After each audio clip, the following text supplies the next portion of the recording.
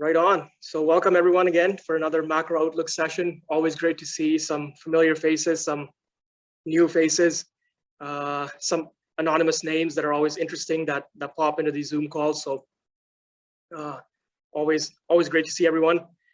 Just a couple of things right off the bat that I need to get in here before we get started. So I'm not an investment advisor, so please, everything here is just data that I look at, data that I track, trends, etc. It's all my opinion and how I interpret this data. Certain people might look at it a different way, but I'm sharing how I look at it and my investment thesis around it. So that's that. Please do your own due diligence. Please look at your own risk tolerance when you are investing in these names. We know oil and gas equities can be very volatile. So although the general trend has been to the up and to the right in terms of making positive portfolio performances, you have to be able to stomach the volatility sometimes, and it can get pretty aggressive from not just a financial standpoint, but from a mental kind of strength standpoint, where if it's affecting your sleep, if it's affecting your day-to-day life, your relationships, etc., just please keep that in mind. The investments. Have you ever had a dream that you had? Yeah. So right on. We got our first hijacker already. Nice. Okay. So please just please keep that in mind. Your own portfolio risk tolerance, your due diligence. Let me just increase the security here. Okay. The Zoom link and the audio of the Twitter Spaces is being recorded. So it will be uploaded on the website, the Zoom, and the PowerPoint as well to go with it. The Twitter Spaces, if I could keep it running here, I see I've already switched to data here, so I'm not sure how stable that's going to be, but we'll give it our best shot here. And the PowerPoint also will be uploaded, all the slides. It is getting a bit long, where I think it's like 40 MB file now, so I might have to trim it down a bit before I upload it, but either way, it'll be on there. My portfolio is fully transparent, so you go to whitetundra.ca, the first homepage there, you've got both portfolios. I don't run any ETFs or anything, so I appreciate people who want to invest with me or trust me enough to ask questions like that, but I don't, and I don't have any plans to ever run a fund or anything like that. I'd rather teach the fishermen how to fish than to give them a fish, as they say. Any questions, feel free to chime in on the chat. I do have the audio just blocked right now, just in case people are coming in with these trolling and hijacking and whatnot. So I will open that up later on here, and then we can have the audio questions as well. And feel free to message me. My email is at the end of this PowerPoint. It's on the website, my phone as well. We've had some excellent conversations with people who've called me and messaged me about certain things. I actually got messaged about 10 days ago about a private placement opportunity that I ended up participating in. So, you know, there's a lot of, I think, synergies, and people think people think very closely, I think, here in this space. So I think this is great to bounce ideas off each other and kind of get exposed to new things. And just a little shout out, I guess. I did release the price targets that people were looking for as to what I think based on my free cash flow times 8 model. They are on the website under price targets. So please feel free to have a look. They're not meant to be gospel. It's supposed to be what the spreadsheet tells me and my interpretation of the well results and the hedging situation, the properties, etc. And the next phase of that will be launching, I'm hoping, early next month, where all these charts that Eric Nuttall puts out and whoever puts out, we're gonna have live charts of that. Kind of, they update as they go based on what Google Sheets updates. So I look forward to that.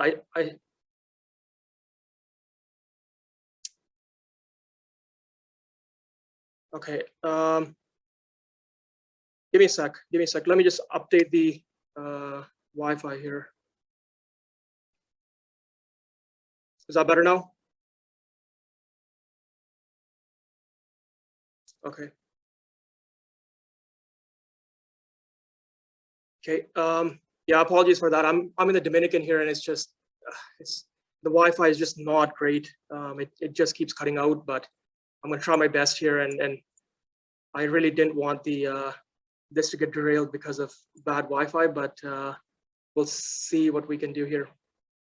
I'll leave the chat open here on the side, so if it does cut out, I'll just stop, and then we'll restart from there. So hang on, the Twitter space crashed as well. So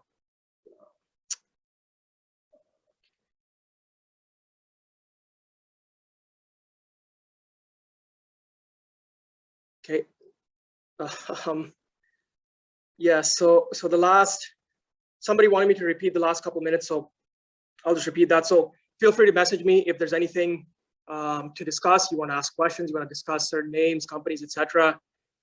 Somebody messaged me about a couple weeks ago about a private placement for an oil company that I ended up participating in. So it's not just a business, but if there's anything you want to talk just in general, I'm always happy to chat. Some great conversations in there, so feel free to do that. And the price targets the price targets sheet is now on the website at whitetundra.ca. So feel free to check that out. It's not meant to be gospel. It's meant to be what the spreadsheet tells me and my interpretation using the 8 times free cash flow model, and where kind of I see the potentials of the company based on certain prices, their well performance, management, etc. So it's gotten great traction, and I look forward to launching phase 2 of that, which is a live tracking of a bunch of ratios, like free cash flow to EV ratios will be tracked live based on the share price as of that date or as of that minute. So we will kind of try and launch that. It's kind of a bigger project, so I will try my best here to have that out in the next couple of weeks. So let me just get the Twitter spaces here going.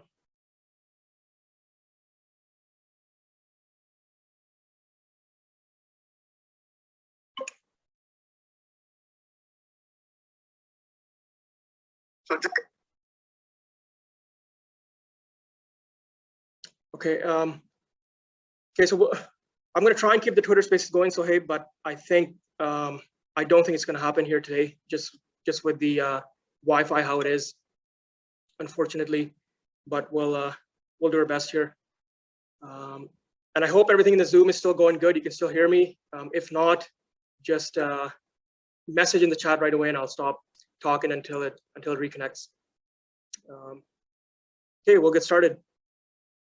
Right on. So we'll be talking about a little bit about pricing. We'll talk a little bit about the macro outlook, inventories, demand, supply. There's people who want to know about emerging markets and renewables and such. So I've thrown that in, and I've added in a new portion in here about the overall market, because I think every second message I get is that there's going to be this massive recession and everyone's going to die from not having money, and therefore oil is dead, which I like where the theory is going, but it's not really accurate. It's not backed on data either. So I'll kind of share some data points on that, and hopefully that helps calm the nerves a bit. Okay, so WTI pricing. We were all looking for $100 a barrel. That was a big psychological place to be. We're now at 105. We've been very volatile, but we have rebounded to 100 plus in the late last week, which is pretty much the highest point we were in the last decade, and even above the 2012, 2014 levels, as we can see with this graph here. So really great place to be. I mean, you look at the chart over the last couple of years, it's been jagged, it's been up and down. We've had big drawdowns last summer, November, and then again here last week, and people are panicking. But I mean, look at the overall trend. When you zoom out a bit, it's really nice up and to the right curve here. So, really great place to be. I think it's good to zoom out and look at these things from a little bit of a outside perspective, not too far like 100-year curve or anything, but 10-year curve is really good. You can kind of see what's going on here. again, looking great. From natural gas standpoint, we are again at kind of a decade high. We haven't seen this sort of pricing for quite a while, and despite all the talk that it's going to go down because the warm weather and the summer and all this, I mean, nothing's really happened. It's sustained above $4 US for Henry Hub, and even up to $5. And part of that is because the supply demand in natural gas is not as oversupplied as people think. It's actually in an undersupply to some extent, where production is not as high as people are claiming, and the LNG exports continue strong with this big arbitrage to Europe and Asia. And production really has not kicked on as much as you would expect for $5 gas. The same issues that plague oil drilling also plague gas drilling, and I'll discuss that later on. But again, great place to be. These gas companies are finally making money. So again, oil's looking good, gas is looking good so far. Let's look at the Canadian side a bit. So C5 condensate. C5 condensate, which is the lighter oil that comes out of the Montney. We're trading about a couple dollars above WTI. We were anyways. I don't know how accurate this number is here. I think it should be about 107 or 108. So pretty great place to be from a condensate standpoint. I mean, these oils, which used to be volatile, always up and down, you couldn't trust Canadian oil to stay where it did. It is now. It's been in a consistent premium for a while now, and we're now overpiped in Canada. So it's a great place to be from a egress standpoint as well. The next one is the WCS chart, which is just amazing. So Western Canadian Select was over $100 a barrel US. I think if you were in Vegas last year and taking those sorts of odds, you would have made a lot of money on something like this. And I think people invested accordingly did make a lot of money with something like this. So, great place to be. 94 US today, which is just phenomenal with some of these oil sand companies with low decline rates. They've got huge netbacks at these sorts of pricings. And, I don't have a WCS chart that goes too far back here, but, you can see kind of how the trend is looking very good. You see the peaks and valleys here, but overall we're looking very, very strong. Zooming out, and this is more of a 10-year chart on WCS on top. So, this is not an updated chart. So if we go back a slide, we're at 94 US. So just keep that in mind. So extrapolate this line to 94 up here. So we're basically at our 2010 to 2014 period highs. In fact, above that already. So, again, looking really good. These companies are making more money than they did in 2014. They're getting better pricing at that $110, $120 oil price environment. And what makes the story even better is the Canadian exchange rate. So when the oil price used to be in this $90 range in 2010 to 2014, we saw that the dollar was on par. So $90 US was $90 Canadian. Great.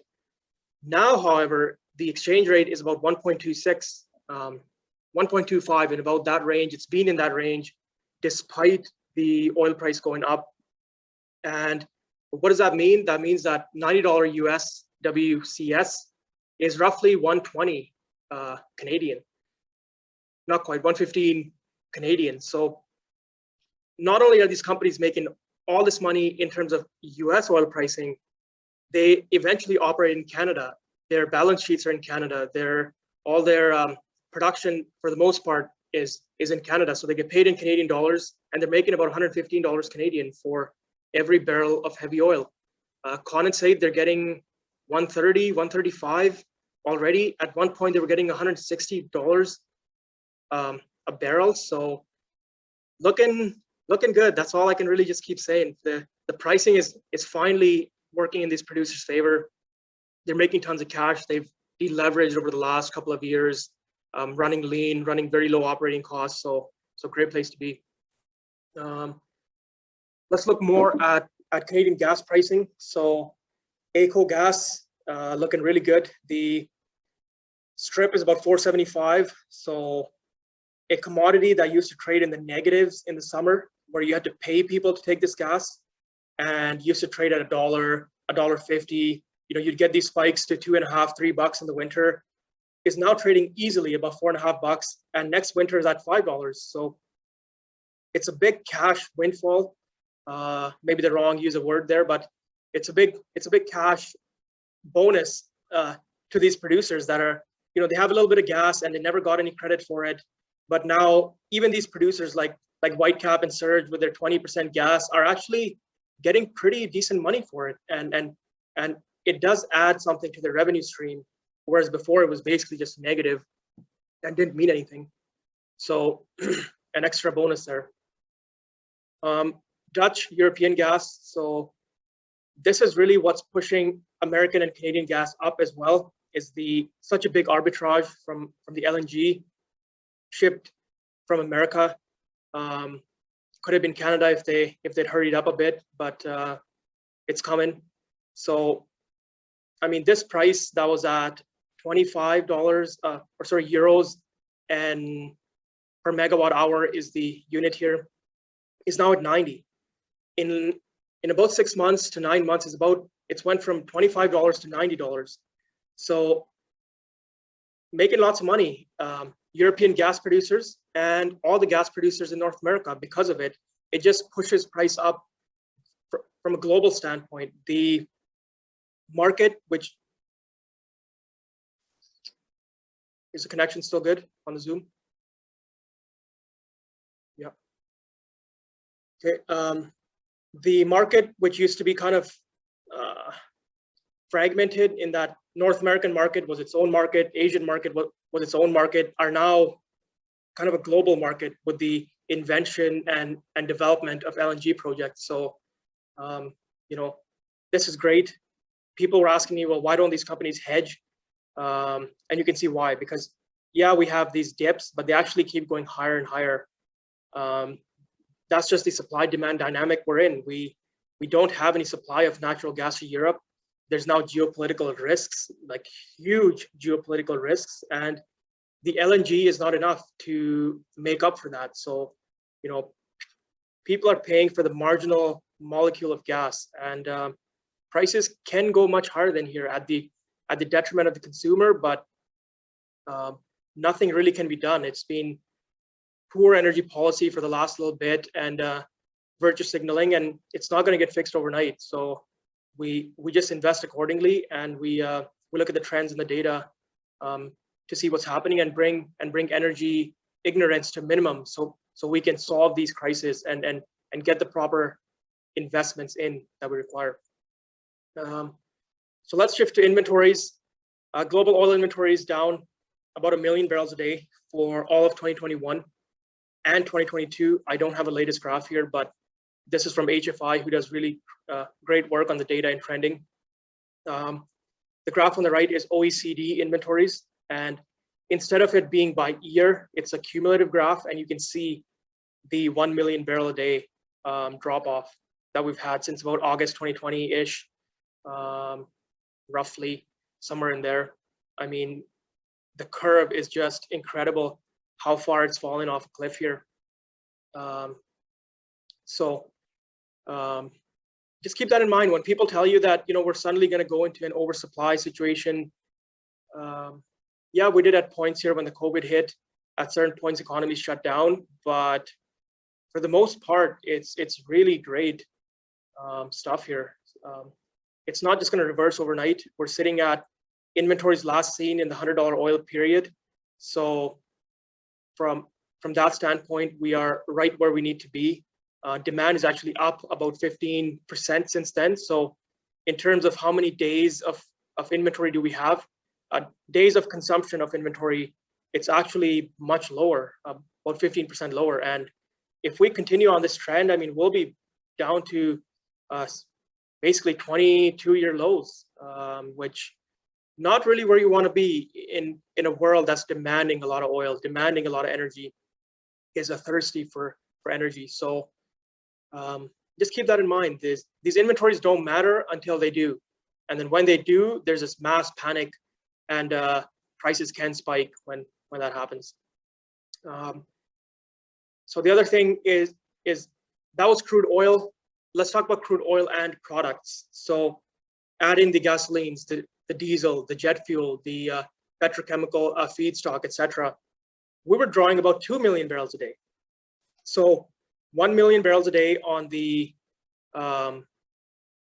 crude and another million barrels a day on the oil products, which is, it's only a 2% gap between supply and demand, but that's really what moves markets, is that little difference between oil supply demand can move markets. And we see that when the Omicron hit in November, December, we had a slight tapering of the curve. And then now that we're back on with economies opening up, with the geopolitical situation in Russia, it's accelerated again, sitting well below where we were pre-COVID. This green line is 2020, I believe. Yeah, so sitting about 5%-ish below that already. And the world hasn't even really opened yet. We saw news from China, we saw news from South Korea, which I'll discuss here.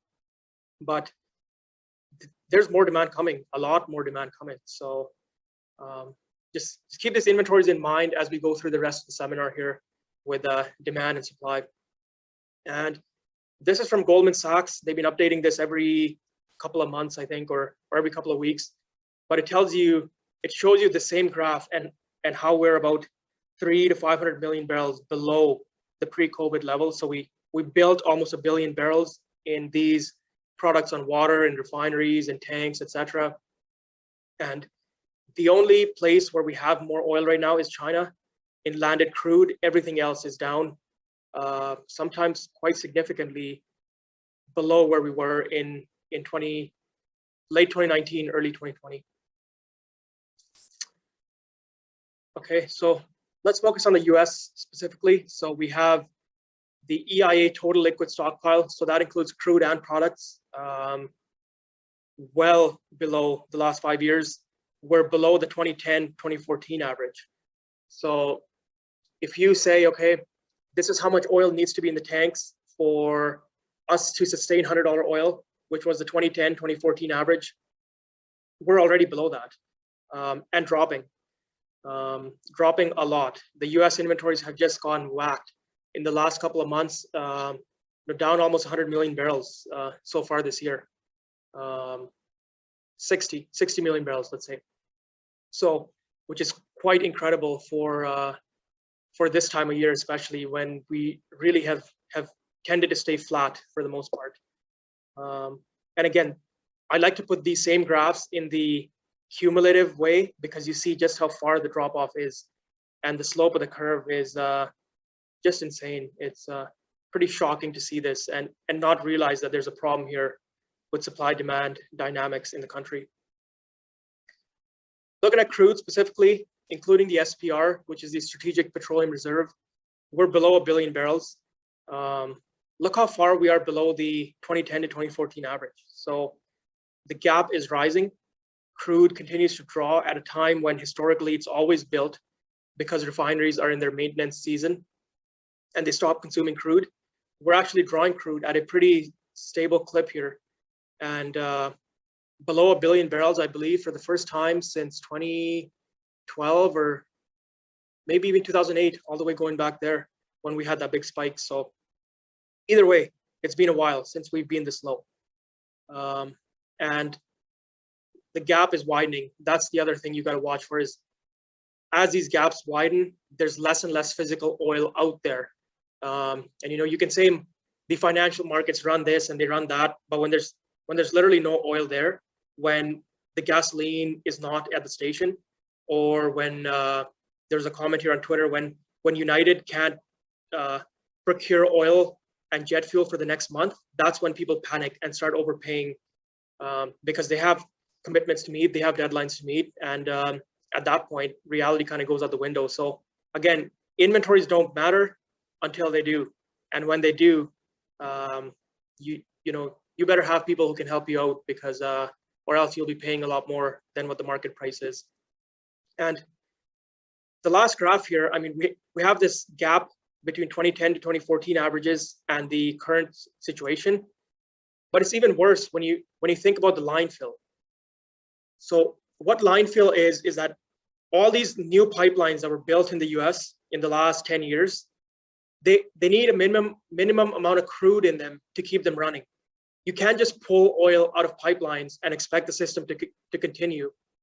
The pipeline needs to be full of oil so that you can add more and you can remove some on the other end. So this oil is basically unusable oil. It has to be in the pipelines. You can't just say, you know, oh, I just want to grab 1 million barrels out of the pipeline. That's not how it works. So there's about 40 million barrels of line fill in the last 10 years, which goes into unusable oil. So take that 40 million out of where we are currently, and the actual usable oil today is down here in this 950 range. And that just highlights the gap of not just the last 5-year average, which is skewed higher because of the COVID 2020 season, but even compared to the 2010 to 2014 average, when oil was comfortably in that $90 to $120 range with no issues to the global economy or anything like that, we're sitting well below here in our savings account, and the savings are running thin.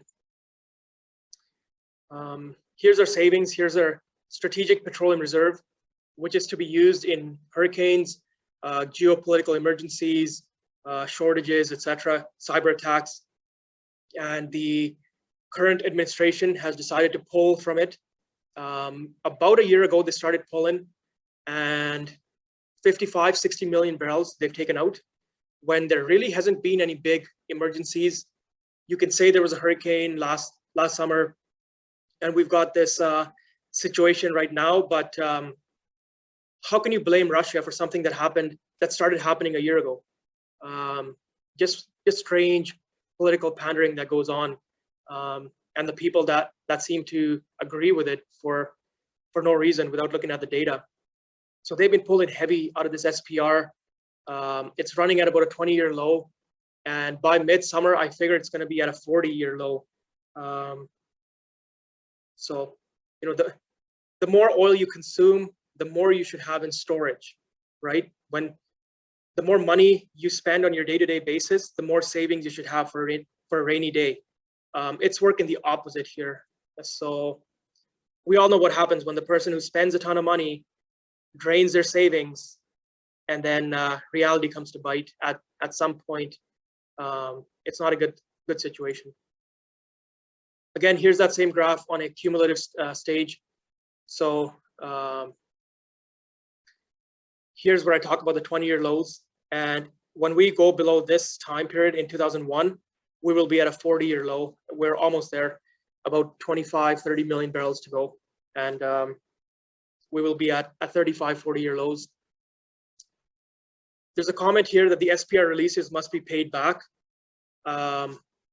So yes, so some of it does have to be paid back. It's a loan of sorts, but I think they have until 2024 or 2025. So they have a while, and by then there might be a new administration. They might change the rules. It's hard to know exactly what is going to happen. The current inventories is really what matter. Even if they pay it back, they're going to be paying it back from other commercial oil supply. It's not just sitting in their tank somewhere as SPR, but it's a great point to make, and something to watch for. Like, people say, well, we don't need a strategic petroleum reserve anymore because America is an exporter of oil. Yeah, fair enough, fair point. But when the world goes haywire, who will people ask for oil, right? If you want to maintain your dominant place in the geopolitical world climate, you have to be the last supplier in emergencies. You can't just say, oh, America's fine, the rest of the world can just screw off. That doesn't give you the power in a global kind of climate that you require. So so maybe I'm going off topic a bit, but I think the US SPR is more than just for America. It's a global SPR in a way. And they are using it to that extent, but it's just drawing way too fast, and they need to be careful it doesn't drop way too low, where in another emergency, if a significant amount of Russian oil comes off the market, you know, we're already sitting at very low inventories, which just makes it tougher and tougher. But I'll discuss all this here as we go. The next thing to look at is product storage. So we've looked at crude. Let's look at the gasoline, distillate, jet fuel. drawing heavily below the average. I keep repeating the same thing, but that's literally where we are. Okay, so I think I need to talk about this comment. So there's a message here that there's a mandated sale program that the SPR needs to be downsized by 250 million barrels by 2027. Okay, agreed. I know there's a policy out there. What does it mean? What it means is that once we get to 2027, and if the SPR is sitting at 400 million barrels, what happens if there's a massive hurricane that knocks off the entire US Gulf of Mexico for 2 or 3 months? You know, a once in a 100-year event. What happens if there's a huge earthquake in Texas that takes off 3 million barrels or 4 million barrels for a month? Right? The policies are there, yes, but do they make sense? Maybe not, because yeah, you can say the policy is to do this, but I don't think it's a good insurance policy to have such low levels of storage, because US production is very, very volatile. It's a high decline rate, and the US is susceptible to these attacks and weather events and whatnot. So I think it's a poor policy to begin with, but you're right. The policy does exist, and that's how they're going with it. And I'll leave that to your own interpretation. But you know, if my financial accountant called me tomorrow and said, "Hey, you know, you don't need this much savings. If you only had 10 days of savings for a rainy day, that's fine." I agree that okay, that's what he told me, but doesn't mean I just agree with it and take it as gospel. I have to make my own understanding and interpretation of what that means and whether I'm comfortable with it. And the answer is I'm not comfortable with the SPR drawing that much, with it being one of the most transparent inventories in the world. Gasoline, again, drawing, we are again sitting low. I don't really know how much more I can say, but it's one that's kind of in the range at least. So we get you know, we get at least some product that's at least in the 5-year range, and gasoline being the US's biggest product consumed about 10 million barrels a day. I think that's great. Distillate, jet fuel, or yeah, let's start with distillate here, which is for some reason referred to as heating oil here, but very, very low. It's gone right off the 5-year range. It's sitting at where we should be in the low season. We're sitting there in the high demand season. So we have the fuel going to be used for farm planting. We have the big heavy trucks on the road, more and more of them. So this is going to expect to be continue to draw and go kind of in all-time lows almost here. So we'll keep an eye out on this as well. Jet fuel, I don't have an updated chart, but we're at about 39 million barrels. So we have built a bit, but still well below the 5-year range. And if anyone's tracking the TSA numbers, there's a lot of people in America flying these days. So there's going to be a big draw on jet fuel as we go. And we're starting from inventories below the 5-year range. Not a good place to be. The next one is propane, which is becoming a bigger and bigger market in the US because they keep exporting propanes and NGLs. A lot of countries in Asia and South America and Europe are wanting these propanes and butanes for their own needs. And the US has been exporting more and more of it. So we're sitting at inventories that are the lowest we've ever seen, basically. It's this dark green line here.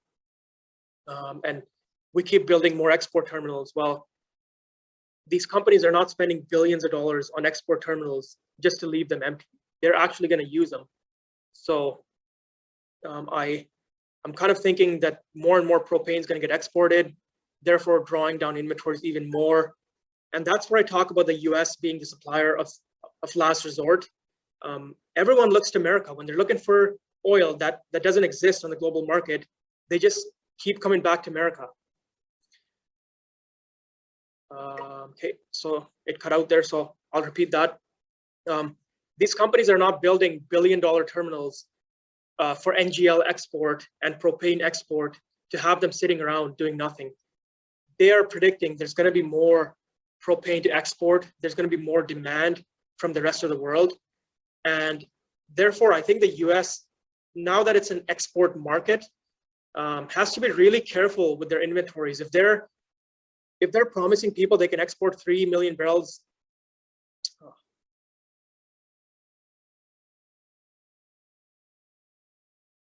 is that better on the Zoom? Okay, right on. Perfect. So I'll just repeat that last point again here. So we're not building these billion-dollar okay.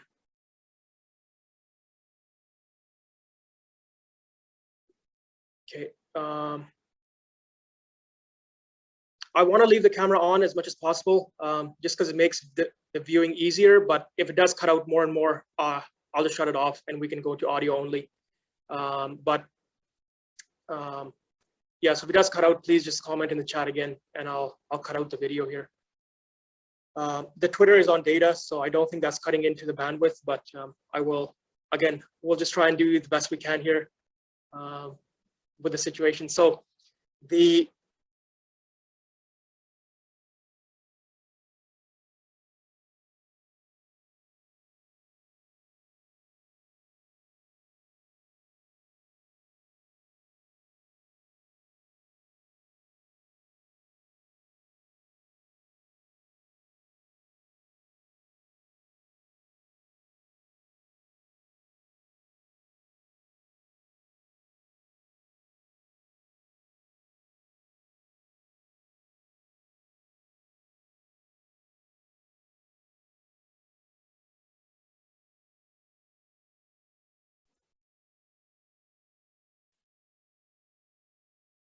You got a little clouds in the Dominican, and they're blowing too far. Too strong north. give me a second. We got clear skies, but cloudy internets. How's it now on the Zoom? Can everyone hear me on the Zoom? And they're blowing too far. Give me a second. We got clear skies.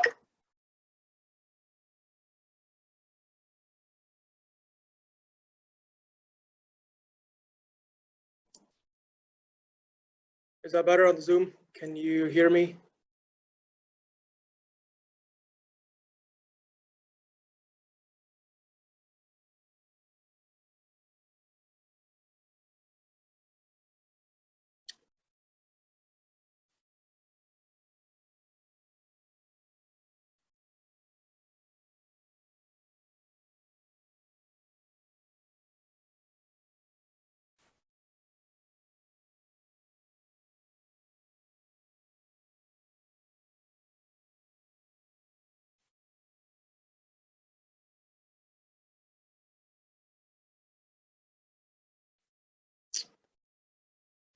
Okay, if the audio is good now, just let me know in the chat. I cut out my video, so that should help.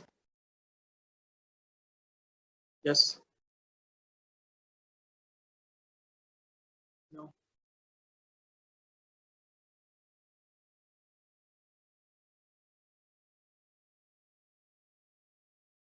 Okay. Okay, perfect. Okay, so we'll try this again. We'll try this slide again for the fourth time.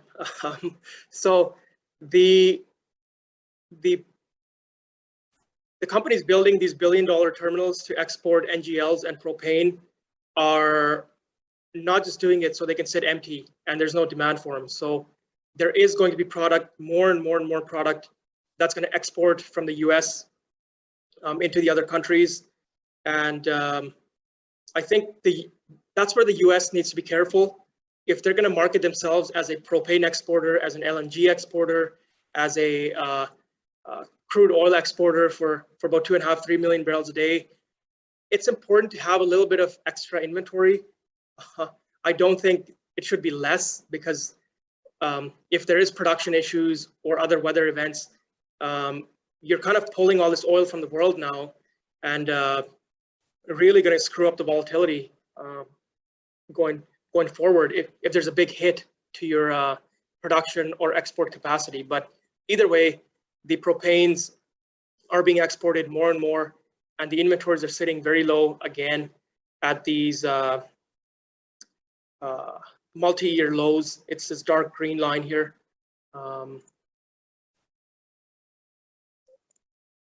So again, the US, just about every product is sitting low.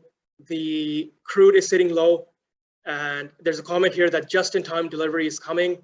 Yeah, which works until it doesn't. Again, if there's a problem, we will have issues and huge volatilities, people panicking, looking for other sources and such. So just want to keep an eye out moving forward. Canadian inventories sitting at pretty much at the lowest of their operational range. So I kind of expected them to rise here in the last couple of weeks anyway, just given that how low they were sitting, basically at tank bottoms anyway. So inventories are low across North America. Saudi Arabia inventories, this is a chart that I absolutely love. I think people look at this, and anyone invested in oil is quite happy. So these inventories that went all the way up to 325 million barrels about 5 years ago are now down to 125, 135. So, you know, there's really not much inventory anywhere. The big exporters of oil also are sitting at low inventories. There's no savings account in America, which is basically the biggest producer now, and in Saudi Arabia, which would be the 1B producer, I guess you can say, 1A, 1B. Fujairah, which is in the UAE, it's a big shipping port where a lot of ships load and move oil and such. Again, sitting very low. This 14 million that it hit 5 weeks ago was basically tank bottoms here. There was nothing left. This is the minimum required to keep that port running.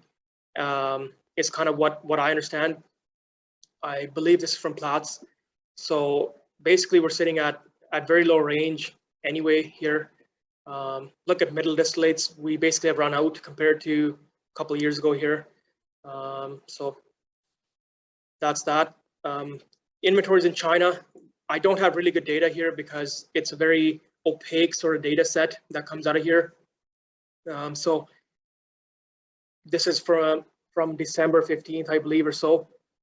And we did build a bunch of inventory during the COVID time. China really took advantage and filled up all their tanks, but we're back draining more and more now. So just follow this curve, further into January, February, March.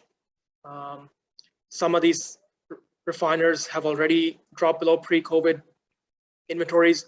There's some big ones that have this huge stack, but I think that's also going to get drained down as we go, or it already has. But again, I'm trying to get a new graph of this. If anyone has the latest, please let me know, because this is a great one that I haven't been able to update for about a quarter now or more. Chinese crude inventories. So you see how they built in 2020, this green line. 2021, they started drawing heavily mid-year and kind of stable to drawing again now. Even with the Omicron wave hitting them, they're still drawing at a pretty good clip here. And this is the latest data. So Chinese inventories may be increasing because they're buying more oil from Russia, but it takes a while for that oil to make it to China. So just keep that in mind. This is how much oil is currently on land storage and floating storage, I believe, but it doesn't cover ships in transit. So one that I'm really watching for, this is from Morgan Stanley, really good report. Another one on floating storage. You see how the floating inventories are going down worldwide, especially in China here. They started pulling on them when oil prices spiked to $80, $85 a barrel. and just continually going down here now. Oil on water. This is what I mean by there's a bunch of oil on the water. That means that it's not floating storage, but it's oil that's taking longer routes now. So instead of going from Russia to Europe, which is a pretty short ship ride, Russia to China can be very, very long voyages. So there's a lot more oil on the water, not as floating storage, but it's in transit to different countries. So again, one I'm watching for because it shows you the global context of where the oil is going. Is it taking longer and longer routes to get where it needs to go? So again, these sorts of trends give you way more information than what the news and the media, will tell you, which is just headlines. If you follow these data points, you can kind of interpret, okay, what's going on? Well, the ships are taking longer voyages. Well, what does that mean? That means instead of going from Russia to Europe, they might be going to India, they might be going to China. So, you can make assumptions and interpretations, which is just great. And the best part about data, really. Okay, so let's switch to demand here. We have the 4-week average in the US looking really strong. We've had the strongest US product supply that we've ever had. Almost 20+% of the world's oil is being consumed by America. So we really need to watch these as a proxy for what's going on. We have had a drop in the last kind of month or so, some of it due to higher pricing, some of it due to just an exceptionally high demand season here. Some of the US cold spells were using up a lot of propanes and heating oils and such, so that's kind of come down a bit, but this should be countered by gasoline going up, diesel going up, and jet fuel going up here in the next couple of weeks to a month. So we'll keep an eye out for that as well. We look at US gasoline demand is rising again. We have a low season in January, February, as the weather is colder. We have less people traveling, but we're well on our way up despite higher gasoline prices, despite it being used as a kind of a political posturing tool. And you can kind of see that here. The vehicle miles driven are the lowest in February, so it kind of correlates with this graph. And then March onwards is just up and up and up all throughout the summer. So pretty great place to be from that standpoint. Global flight demand, we are in our busy season again. We ramp up throughout the summer as we see. We do have a little bit of a blip here going down, and I'll explain why that is. But basically, on the overall, we're looking really good, close to the pre-COVID levels here. The light blue is 2020. No, the red is 2020. So we're almost where we were pre-COVID, and the light blue is 2019. So we're getting there slowly. How much demand is there to be had yet? So this is again from Morgan Stanley, I believe, a really good chart. We're currently about 4.5 million barrels of jet fuel consumption every day. And they figure that by August, September, we'll be at 6.5. So if you have listened to my previous seminars about how there's 2 million barrels a day of jet fuel yet to come, I finally found a graph that shows that properly. And it shows you how the demand is just going to go up every week, every month. There's a big month here in April where we gain almost 1 million barrels of extra jet fuel demand from international flights, and from the Omicron fully ending is what they're assuming here. And just up and up and up. So that's your 2 million barrels right there. And we could potentially go even higher because there's been a lot more private jets and a lot more cargo flights that have been added in the last couple of years. So the risk is to the upside here. Chinese flight demand. So this is a point I want to make, is that global flights have remained flat in the last month or 2 months, but Chinese flights, which make up roughly somewhere between 7 to 10% of global flights have actually fallen right off a cliff as the Olympics ended and as the Omicron wave hits. They are kind of flip-flopping on their zero COVID policy. We see that there's been about 5,000 flights going down in China, just in China, but the overall worldwide flights is flat. So that tells me that, okay, once China is done with Omicron and they come back, this curve upwards on global flights is going to be even more extreme. So I'm watching this data very closely. And a lot of flights in China that have returned were the domestic flights. They weren't the big international flights. The international traffic to China is less than a tenth of pre-pandemic levels. So when these flights come online that are from Europe to China, from Australia, from Singapore, from the US eventually getting there, etc., that's where you're going to see the big jet fuel consumption return. And that's also why when we look at global flights, we're only about 10%, 10 to 15% below 2019 levels, but the jet fuel consumption is about 30, 35% below 2019 levels. And that's because it's the international flights, the big long haul, 10, 12, 14-hour flights that are yet to return. And when they do, each flight is using up that much more marginal jet fuel compared to all the average of the flights in the last, not in the last, but that are currently operating today. So just keep that in mind. Every single flight is increasing the average of the jet fuel used of all operating flights. We see Indian flight demand is rising. They had their Omicron dip and the slow, consistent rise, almost at 2019 levels. We look at Canada, Australia, pretty much the same story.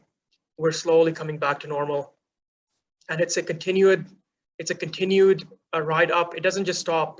It's been, well, other than Canada here, but it's been slowly building and building. 20, 30, 40, 50 flights a week, and it just slowly keeps building as people are more comfortable with it. Japan, same thing. Malaysia, which has been heavily hit by Omicron in the last couple of months, you see that the flights never really dropped because this is basically the minimum level of flights required to keep the country operating. You can't really go too much below it. So even though the country is suffering with this big wave, the flights haven't been affected, which gives you kind of a floor to the jet fuel demand that it's not going to suddenly drop again.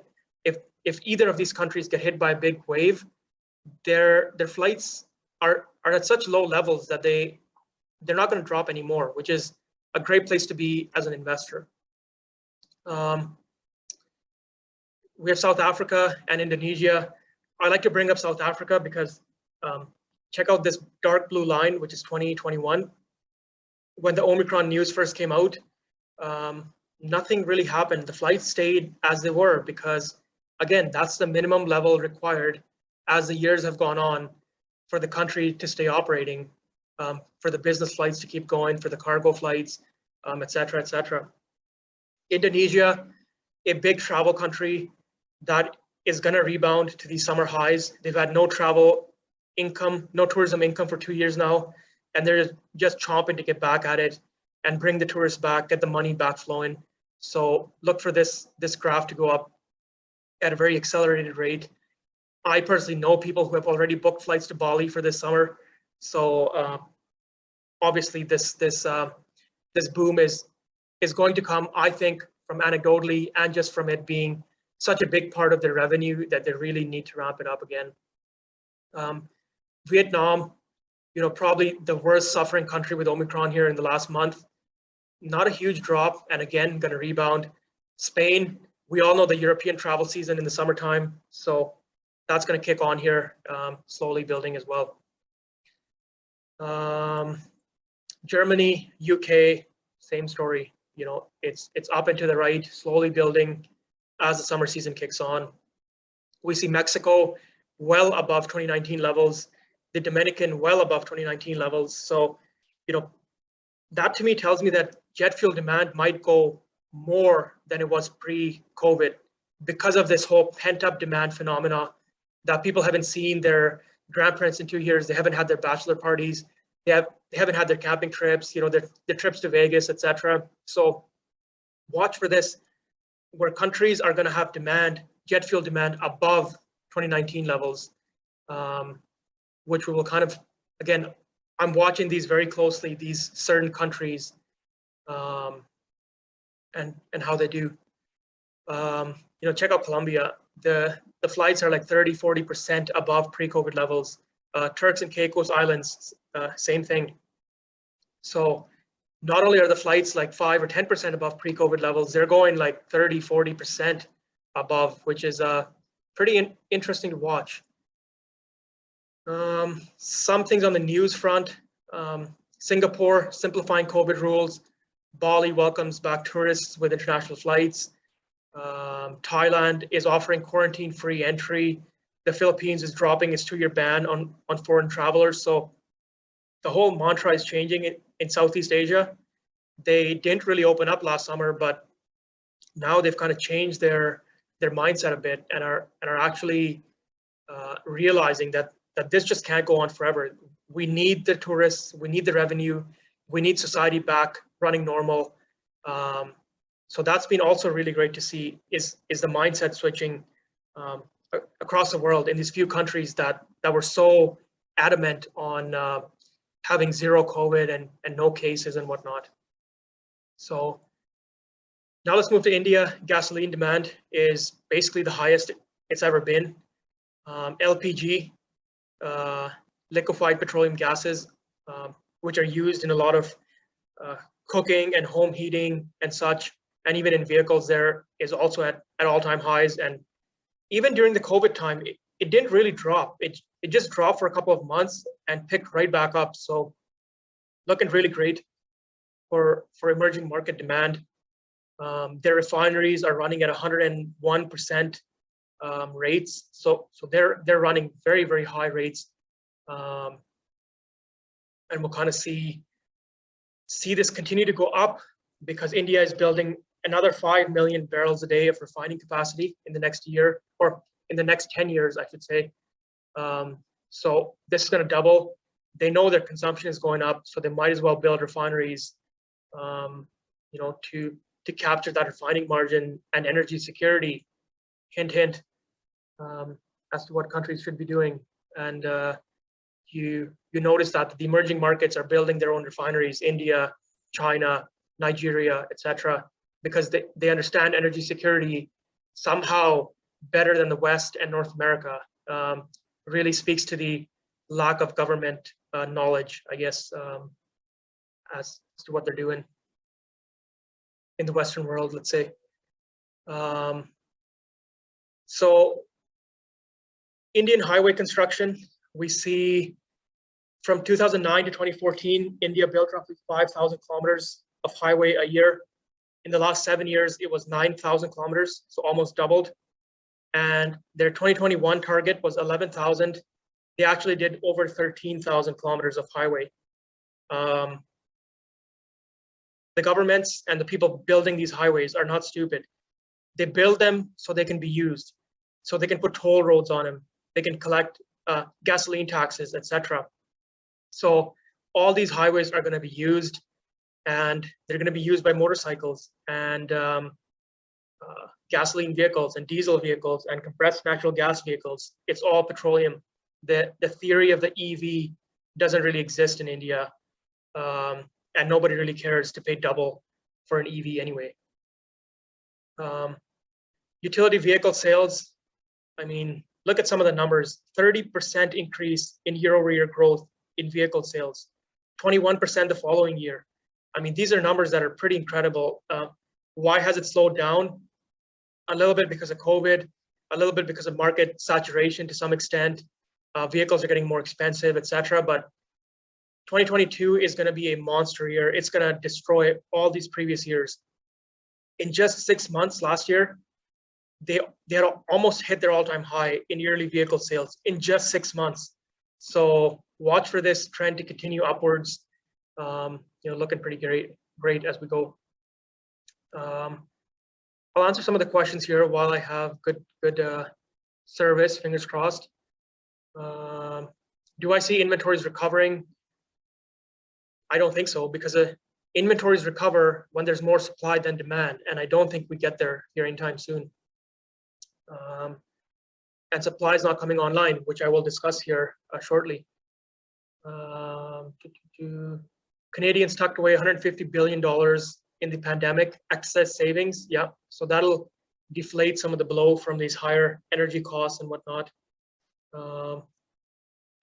Inflation and higher living costs, they do make a difference, but keep in mind that in the emerging markets, a lot of people buying petroleum vehicles and whatnot are the middle class and the upper middle class. It doesn't really bother them that much, the higher living costs. These people are pretty well-to-do. They run businesses, they got good jobs. So it does affect them, but not to the same extent as, you assuming entire people are living paycheck to paycheck, which they are, but the people who are living paycheck to paycheck are not the big users of petroleum demand in emerging countries anyway. So that's a good point. I'd like to make that. So thanks for bringing that up.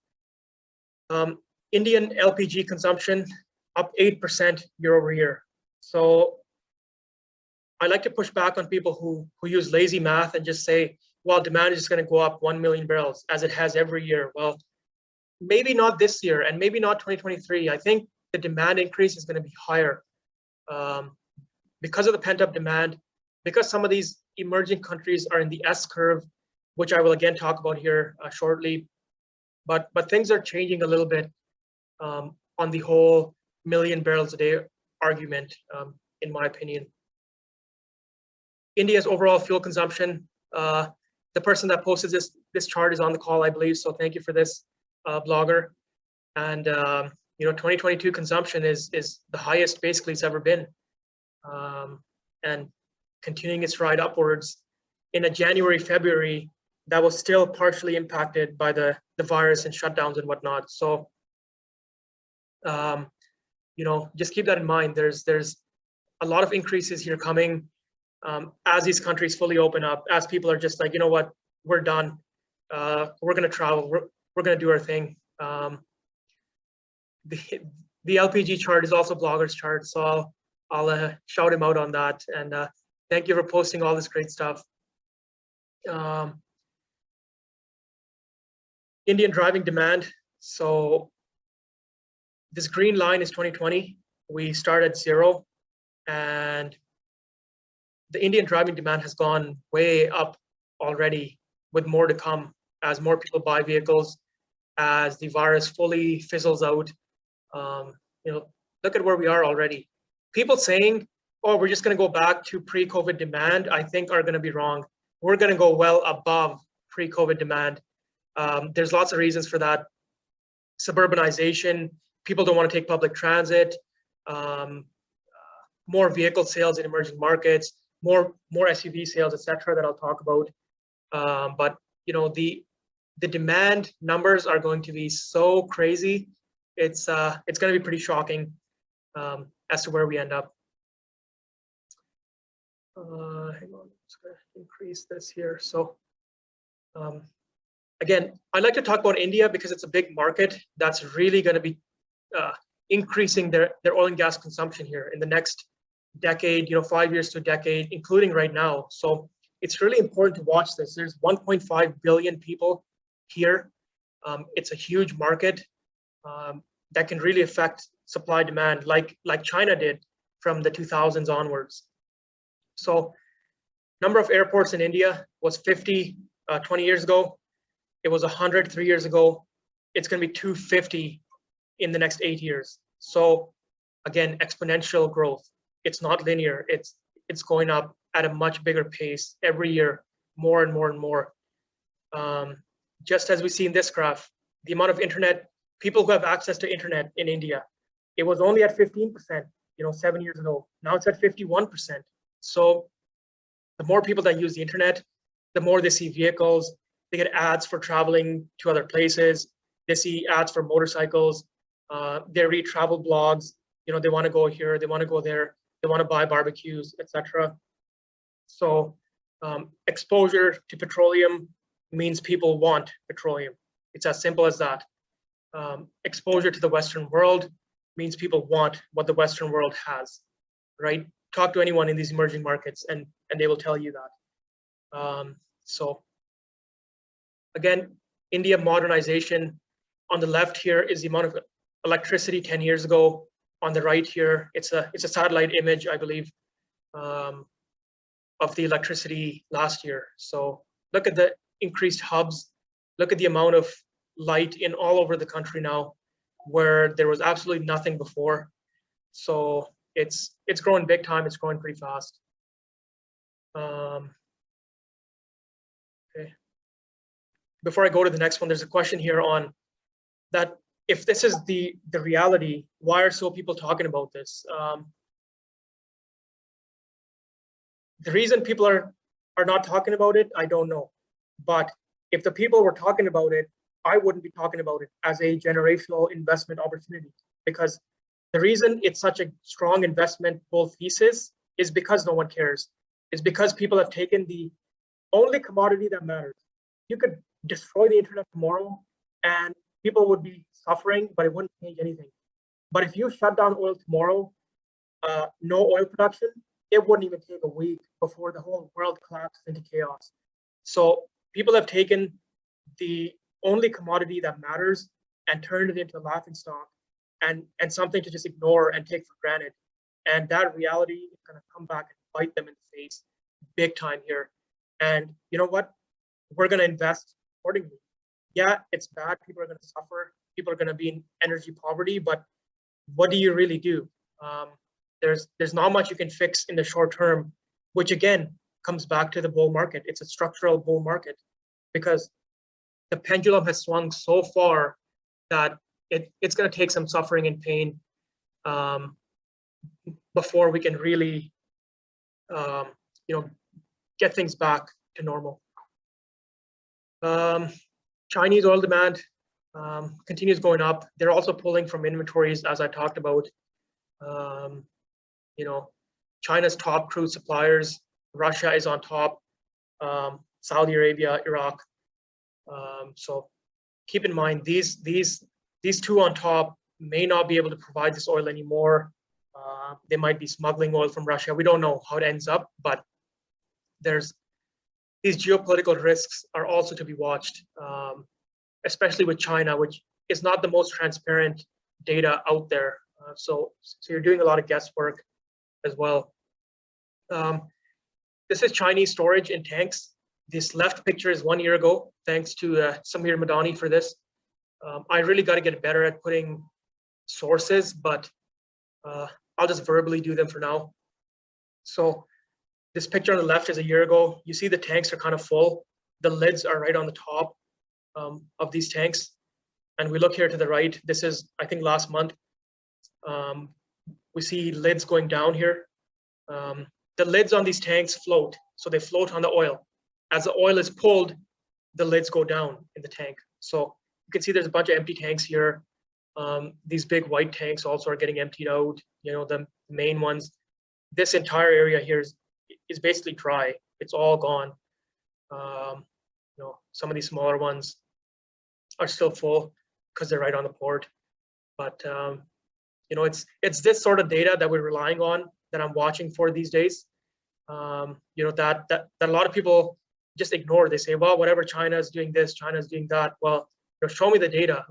What exactly are they doing? And this is a great satellite data from Samir. The internet seems to be pretty good here, fingers crossed. So I'm going to go into full screen mode. We'll see how it goes. Chinese electricity consumption, it has not stopped. It just continues going up. They got 1.6 billion people who want electricity. Even in the COVID time, this slope didn't really change. So looking great from a world energy standpoint. Anyone who tells me that we've maxed out on this, we've maxed out on that,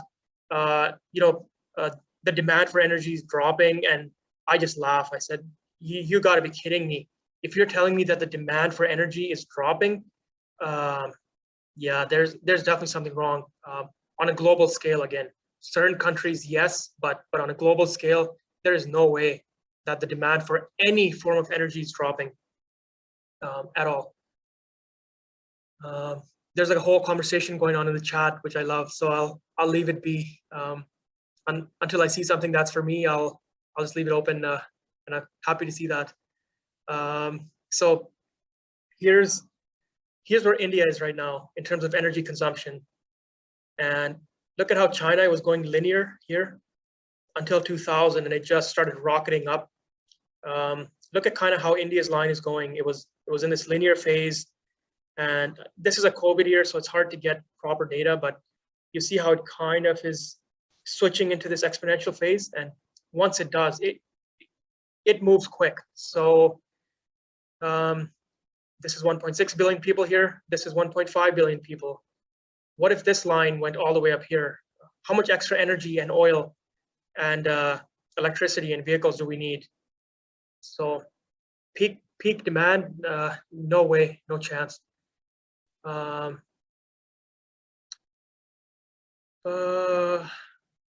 talk about the whole recession thing here shortly. People keep mentioning it, but the data doesn't support it, at least in America. I don't know about Europe, but anyway, workplace patronage.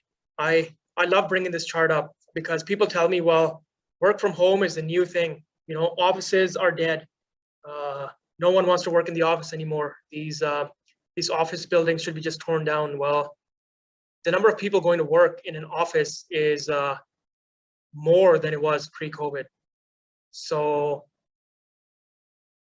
what's happened there? Well, the data tells you what's really happening. You know, people throw out narratives and all this stuff that they keep saying, that their buddy moved to some place and they're not going to work anymore. Well, it doesn't matter because America is not the world. If you look at the world from a global GDP weighted average, the number of people going to work, driving to work, or going to work is higher than it's been pre-COVID. So just keep that in mind. Data tells you way more than anecdotes and people spreading false narratives based on what they think is going to happen or what they feel is going to happen. Retail and recreational patronage is still a little bit below 2019 levels, but we're getting there. Pre-Omicron, we were about 5 to 7% above pre-COVID levels in terms of retail and recreation, driving and demand and such. So what's to say this isn't going to go up way above here, like 10, 15, 20% above pre-COVID levels? Because that's what I think is going to happen. It doesn't just go to 100 and stop. It's going to keep going. Especially as these big centers like Southeast Asia and China open up. I mean, can you just imagine the people going shopping and traveling and tourism there? It's going to be a big move up here pretty shortly. Okay, I like this one as well. This is from Exante Data, which again on Twitter gives some really great work as to what's going on. It's showing you the number of cities that are down 20% or more in traffic. There's barely any left. And then up 1% or more than pre-COVID levels. About 75% of the cities are up more than 1%. So they're basically above pre-COVID levels already. What's important here to keep in mind is that this chart also includes all the cities in Russia and Ukraine and China. So they're the ones messing up the data here. Some of the data here that shows traffic 20% down is some of the Russian and Ukrainian cities. On the rest of the world, traffic is basically as high as it's ever been, or even higher, from TomTom GPS data, which is as legit as you can really get. Countries' oil consumption growth. So you saw how China is just growing year after year after year. America is still growing despite being a developed, as they say, country. India is growing big time. Thailand, Vietnam. I'm kind of pandering on the same point, but watch for the emerging markets. The petroleum demand is going up at a pretty alarming pace. and it shows no signs of stopping so far anyway. Okay, world oil products demand, same thing. It up and to the right is basically the name of the game. We see where is the demand coming from. We have China with over 500,000 barrels expected in 2022. We have India with about 250 only. I think this is going to be 500 plus. So again, my own interpretation, South Korea, Southeast Asia, I think is going to be even higher here as this whole pent up demand phenomena returns. So, you know, people are using this 1 million barrel a day increase. I would say it's going to be 1.5 to 2 in 2022 and 2023.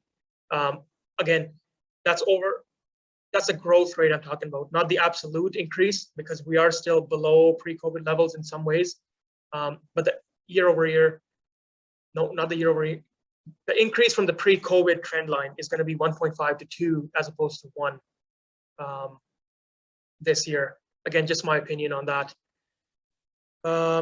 Okay. Yeah, this is a great one. So I talk about China and India a lot and why they're kind of 20 years apart. And this is why. When Chinese oil demand started ramping up exponentially, their population was here, X. India's population is roughly there today. So there's the same populations and they're almost at the same oil demand. Chinese oil demand in 2000 was about 5 million barrels a day. Indian oil demand today is 5 million barrels a day. So we're kind of at the same point, just 20 years apart.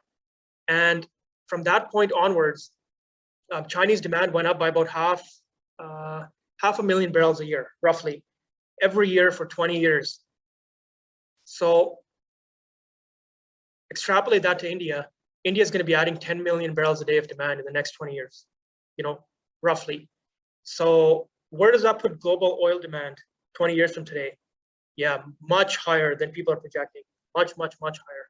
If just India is adding 10 million barrels, you know, put Bangladesh in there, Vietnam, the Philippines, a lot of the African countries, you know, Nigeria, Ethiopia, you know, that's a couple 100 million people between them. So just keep these things in mind. It's not as simple as just a linear extrapolation every year. You have to put in a little bit more work, I think, to what's happening. Energy use per person in Africa. What a chart here. And a typical American refrigerator uses 459 kilowatt hours a year.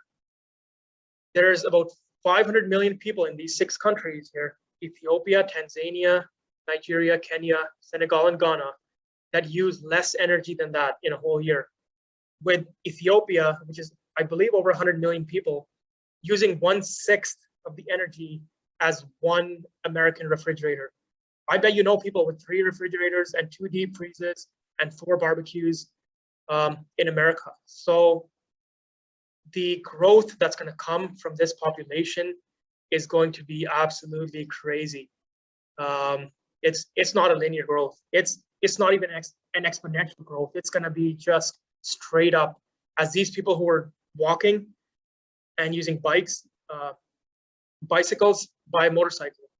As they go from using fires to now using lamps, the energy increase is literally infinite because they went from 0 energy to using now petroleum and electricity. So again, I like to keep pointing these out because people are ignoring the growing world as like, oh, it's just people that are poor and they don't have money, you know, etc. But the reality is far from that. They all have growing middle classes. They all have goals from the governments to reduce poverty, to get people with access to electricity, and you know, really grow the country as an economy as well. So there's a lot going on here.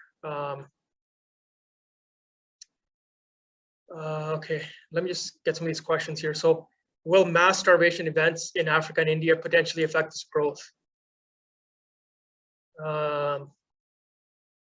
I don't think it's going to happen. There's not going to be any mass starvation events that's going to kill, you know, hundreds of millions of people. And if it does, the world is in a bigger problem than oil prices. So I see all this talk about food prices and such, so I did throw in a slide about that later on, but I don't think it's going to happen, any sort of mass starvation event by any means. There could be pockets of it, yes, obviously, but yeah. So the other question here is, are we talking about oil demand or energy demand? It's all the same thing. It doesn't matter. There's a global shortage of energy, and most of energy is going to come from oil, especially on the transportation side. For powering refrigerators, these countries are burning coal and natural gas. So basically, it's all sorts of energy, and oil is a big mix of that, especially because a lot of these countries use LPGs and propane cylinders and whatnot as part of their energy consumption. It's not all electricity either. Okay. Could you talk more about current inventories? So I already mentioned all I really have to say about inventories. There's really not much else to say. So please go back and watch the recording. Kind of all I can say there, and any other data you're looking for is just not there. A lot of the data is very opaque, and you can't find data on inventories in Turkey and certain parts of Africa and whatnot. It's just not available easily. So here is the S curve as we talk about it. So we have this linear usage of energy, and when they get to this point in the Human Development Index, where they're not worried about their home, they're not worried about safety and security, and they start using petroleum, it goes exponential. That's a fact. America is up here, one of the biggest consumers of energy per year, per capita. China is right here on the cusp still. So even though their demand is at 15 million barrels a day already, they're still only on the cusp. Think about it this way. China's population is 5 times as America, yet they use 25% less overall oil and oil products. So China is still not anywhere close to the level of petroleum consumption as America. And there's about 5.5 billion people in this box here. 4.5 of that 5.5 billion are on the cusp to going into this exponential phase. So why do I keep talking about the million barrels a day increase in oil demand? Because that was in this linear phase. As these people were moving from this part of the curve to this part of the curve, we saw emerging markets go up. But now that we're in this phase, the oil demand increase per year could be much more. And one to watch for these things that are much different than what the narrative is telling you.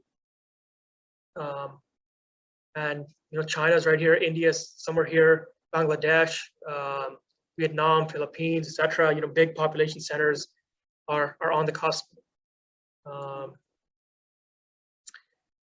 Energy and population outlook. I don't like these charts that go up to 2100, 80 years into the future. Give me a sec here. The Twitter space has crashed, but the Zoom is going good. So.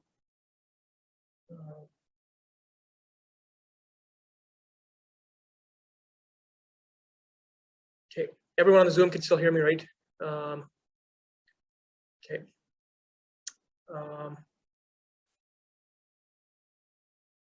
Give me a sec, Sohaib. I'm trying to reconnect here to the Twitter, but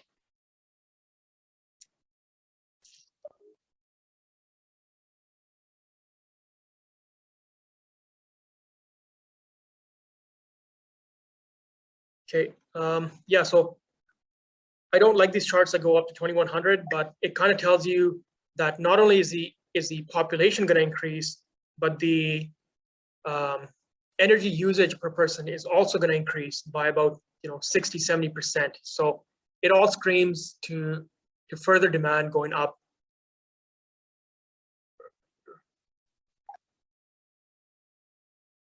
So hey, if you're inviting me on the Twitter, I can't co-host because it screws up the app on Android. But if you can just invite me as a speaker, I can get back on there. Okay, so I'd like to talk about this chart on the right, population and vehicle growth. When the population of a place goes up 2x, so this is America, in about 70 years, 70 years, the population went up 2x. The number of households goes up 3x. Drivers go up 3.5x. And number of vehicles go up 6x. Miles traveled go up 7x. So take this entire chart. So take this entire chart of 70 years in America, and this same chart is going to happen over a period of 20 years in India and Southeast Asia, where the population is going to rise, but the number of vehicles is going to go up way more than the populations. You know, in the 1950s, we didn't have access to vehicles, so it was a slow rise in the number of vehicles. But in these growing markets now, we have access to a lot of vehicles and motorcycles, you know, petroleum using vehicles. So this 70 years is going to happen in 20 years. So take the number of vehicles in these countries, multiply them by 7 or 6 for the next 20 years. And the global oil demand you're going to end up with for 2040 is going to shock you. It's going to be well over 125, 130 million barrels a day if we can provide it from a supply standpoint, which I think we can, but it all depends on the number of people who understand this and take time to really get rid of the energy ignorance and plan for what's really happening in reality. Number of SUV sales, it's gone from 15% 10 years ago to almost 50%. Even during the $100 oil period from 2010 to 2014, the share of SUV sales kept going up. So what does that tell you?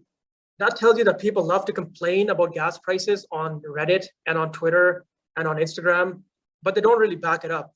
They complain about it, then they get used to them and they start paying them. They want their big Yukon Denali's and their Hummers and their big V8 trucks to go camping, and they want skis in the back and whatnot. So, you know, gasoline is a political tool, but people aren't walking the walk. They're just talking the talk and complaining online about, you know, gas went from 350 to 450, blah, blah, blah. And for some people, it does affect their quality of life, but, you know, there's other things they can cut down on, because energy is just not going to be cheap. That's the reality. It was funded for many years with cheap shale and whatnot, and I'll talk about that later, but it's just not going to be the reality of the 2020s. We don't really have cheap energy available for anyone. And Canada, same story. The number of car sales fallen off a cliff. The number of trucks, vans, SUVs. It's pretty incredible, the rise and the difference and how fast it happened. You know, within 10 years, it went from almost being same to being like 3 or 4 times what the car sales are. It's pretty incredible, and it's a snowball effect, because if your neighbor has a big car, and if you're driving on the street and everyone's driving these big jacked up trucks and SUVs and whatnot, are you going to feel safe in your little sedan? You know, maybe not. So just keep that in mind. So peak oil, they tell me, you know, peak oil demand, I'll say, we haven't even hit peak global coal demand yet. So despite all the efforts of Europe and America and Canada, global coal demand is almost the highest it's ever been. So again, it's a global thirst for energy. You know, that's, if you go to the White Tundra website, that's what I say. I'm betting on the world's growing thirst for energy, because it's not going to stop. You're not going to tell that poor guy in India that he's been saving up for 2 years to buy a motorcycle that he's not going to get it, because he will. And he will burn that sweet, sweet gasoline and enjoy his road trips on that motorbike. So that's just the reality. And we'll come into this chart, which is Norway. People say, well, Norway got rid of their electric or gasoline vehicles and whatnot. Well, oil demand barely dropped in Norway. 2020 was a pandemic affected year. We're down maybe 5%. And in the meantime, the sales of electric and hybrid vehicles is up to 92%. So in 2021, 92% of the new vehicles sold were electric vehicles, which they were electric and hybrid, which they were telling me is going to absolutely clobber oil demand. Well, where is it? Oil demand has really done nothing. It's kind of on this sort of decline, but 5% over 10 years, that's not really a decline in oil demand because the rest of the world just makes up for it. And why is that? Because gasoline is only about 15% of a country's oil consumption in Europe. 15 to 20%, that's all it is. So all these European people pointing and saying, well, look, we have all these EVs being sold in Europe and whatnot, and oil is dead, etc. Yeah, not really. All they did over 20 years was decrease gasoline demand by roughly 15,000 barrels a day. So it went down by 1,000 barrels a day in a commodity that uses up 100 million barrels a day. Again, listen to the data, not the narrative and all this media people telling you, oil is dead and we're done with oil, etc. It's just not true. Again, the same point here. Where is the demand destruction? BP and Bloomberg themselves are questioning, what's happening here. Oil consumption is basically flat over the last 30 years. Cumulative electric vehicle sales is on its rise as they predicted, and nothing happened. So that's basically where we are today. World gasoline demand. So you look at Norway, number of vehicles sold is kind of flatlined. But look at Vietnam. It was basically flat for these years, which is the years that people are wanting to extrapolate for their 1 million barrels a day of demand increase. But look at Vietnam for the last 4 or 5 years. The number of vehicles has doubled in 4 years. Put a gross annual increase rate on it, it's like 20% a year. So if the number of vehicles sold in the country is going up 20% year over year, extrapolate that to Vietnam, to Indonesia, to the Philippines, to India, to Bangladesh, Sri Lanka, Nigeria. Is that only 1 million barrels a day? I don't think so. I think the increase is going to shock people. Again, I keep coming back to this point, but I think it's very important.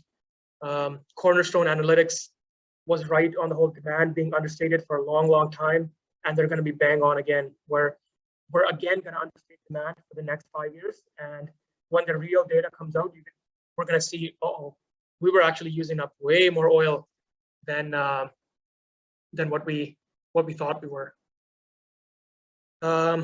Peru, another producer in South America, or country in South America, the oil consumption goes up 4% year over year. 4% as the countries get closer to the exponential point, that 4% becomes 5%, 7%. It changes the dynamics of these things going forward. Okay, refinery demand. People tell me, well, oil prices are so high, so the refineries are not making any money, so they're just going to shut down. Well, the refiners are making more money than they ever have. But why is that? Because gasoline and diesel and jet fuel inventories are low and the demand is high. So people are willing to pay these refinery crack premiums to get exposure to these oil products. That's just the reality of it. And the first sign of demand destruction you will see, along with inventories building, will be this refining margin starting to collapse, because the refiners are having to pay a lot of money for the crude. And if the demand for the products isn't there, the prices of the products will fall and the US refining crack margins will fall. But obviously that's not the case so far. So hey, thanks for posting that. I never realized I have a limit on here on the participants, so I gotta obviously change that going forward. Subsidies. The other thing with demand destruction, they say, well, people are gonna suffer and whatnot. Well, the governments are stepping in big time. Alberta cut their provincial gas tax, electricity rebates, global fuel subsidies are ramped up. This is all news from the last week. California has a $400 rebate for gasoline. Japan raised their gasoline subsidy to 25 yen per liter. So governments are under huge pressure here to lower the price of energy, and the job owning and the political posturing is just not going to do it anymore. They tried that with the SPR release. They tried that with the Iran deal. The Chevron is going to Venezuela thing. And what happened? Nothing happened. Because the fundamentals are just way too strong. You can't downplay something which is so out of whack from a supply demand standpoint, and the inventories are so low. You can't just keep putting shades over people's eyes. The markets do end up talking at the end of the day, the reality. And I'll make a little comment on natural gas. Alberta natural gas demand, highest it's ever been. US natural gas demand at the highs. Canadian natural gas storage below the 5-year minimum. US storage almost at the 5-year minimum. This is NGTL, Canadian gas storage. It's basically almost empty, really. It's down to 100 BCF almost, well below the 5-year range. We're even below the 2013, 2014 range. If I'm reading this correctly, that's what this is showing. So US inventories at the lower end here, 5-year, almost at the lowest of the 5-year range. So it's not just oil, it's demand for everything is just through the roof. And people are going to substitute natural gas with oil. That increases oil demand. They're going to go back to natural gas while there's no gas available. It's all jacked up already. The prices are looking very good, as I discussed at the start. So yeah, it's a demand for energy, plain and simple. That's it. Whether it's coal, whether it's solar, wind, whatever, it doesn't really matter what it is. People want energy, and if they don't get the energy, the governments are going to suffer because people are going to be mad and they're going to vote them out. That's the reality of the situation, and that's where we are. So they're going to keep giving subsidies because they can't fix the fundamentals. So they're going to keep giving subsidies, which spurs further and further and further demand. It lowers the impact of demand destruction and higher prices. So that's where we are. And LNG, liquefied natural gas, the demand is going to keep going up in Asia, which means it's going to keep going up in Europe. They're going to fight for these LNG cargoes at higher pricings.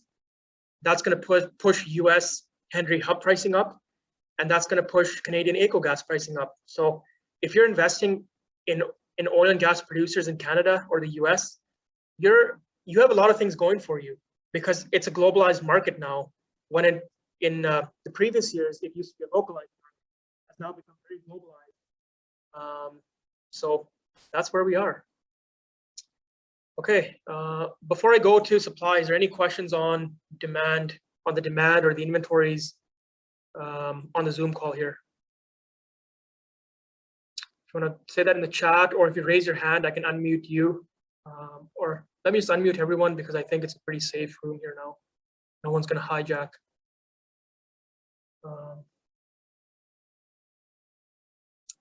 Hijack it. So Dirk makes a really good comment here that the only way to really get the point across is that, sorry, folks, but we are all right and you guys are all just screwed.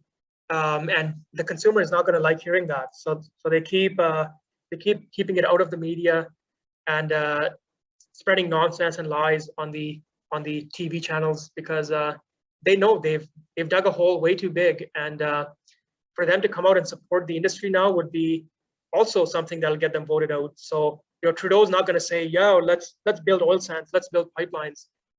So they got to find another way to do it. So there's a question here on some politicians may desire low inventories because low inventories means higher prices, means demand destruction. Yeah, well, you're telling me that these people want to wipe out the world population, which, yeah, maybe gets there, but I think I don't think that people are going to stand up for it. I think people, especially with this COVID, they're so sick of people telling them what to do that I think things can blow up, and the tensions will start getting very high with the government kind of doing too much screwing around with the free markets in a way. But that's a great point. The politicians always have an agenda, and they just want to get voted in. That's it, and make some money. So always keep that in the back of your mind. European gas storage is also at 26% exiting the season, which is kind of the lowest it's ever been. And now the Russian gas supplies are unstable. We don't know what the status of them is. Are they going to make more deals with China and send them there? We don't really know. So overall, it's just a higher demand all over the world for every petroleum product. Yeah, okay, well, let's move to the supply end of things. Just give me a sec here. Okay, so on the supply end of things, we'll start with Russia because it's the most important here today. Russian oil and gas exports have not stopped. They've basically been exporting just about the same amount in March as they were for the previous kind of last year or so, and the pre-COVID levels. Why is that? You can kind of interpret this chart a couple of ways. So one is that China or India or Europe are still buying these products. That's the first one. And the second one is they're being exported, but they don't know what the destination is, and they don't know if it's going to floating storage, which is most likely that's what's happening. Is a lot of exports are still going out, but they're being stored on the water, as we saw in the oil and water graph. But this line here, in the last week or so, the last 3 or 4 days especially, has come down a lot. So I think now that we're about 3 weeks into when Russia made its move, I think the floating storage is sort of ending, and we're seeing more and more issues with Russian oil supply, where they just don't have the storage space, and they just aren't running their refineries because the products aren't getting sold, etc. They can't get rid of it with the cheap discounts, etc. So I think the market is switching. We saw this from the price move on Thursday and Friday, where oil prices went up about $10 a barrel, because I think Russian oil is finally getting impacted and not being able to export to any destination, and the floating storage is filling up. We saw in March they exported a whole bunch of products and crude to India, China, the Netherlands, which are some of the big storage hubs, Rotterdam, Croatia, Germany, etc., where they had some tank storage space, but it's kind of getting filled up. And there's only so many ships that will take oil from Russia because of the insurance problems, the payment problems, etc. So the next week to 2 weeks, I think will be really obvious that the Russian supply is getting impacted. It's not going to be 3 million barrels a day, I believe that what people are saying, but it's going to be significant enough to move the market in the next. What do we have here? So yeah, yeah, Dirk, thanks for co-hosting. I appreciate your time and your help with this. You definitely saved the Zoom from collapsing, so appreciate that. We see departures of Russian crude going to other places like Turkey, Spain, and Poland is less, France, etc. But anyway, I'm keeping a close eye on Russia is a point I'm trying to make, because it's so important. And when the supply-demand dynamics shifts, when the Russian exports have a noticeable drop, which is going to be sustained, I think we see our next leg up to that 120, 130 WTI range, which is going to sustain there, I believe, at that point.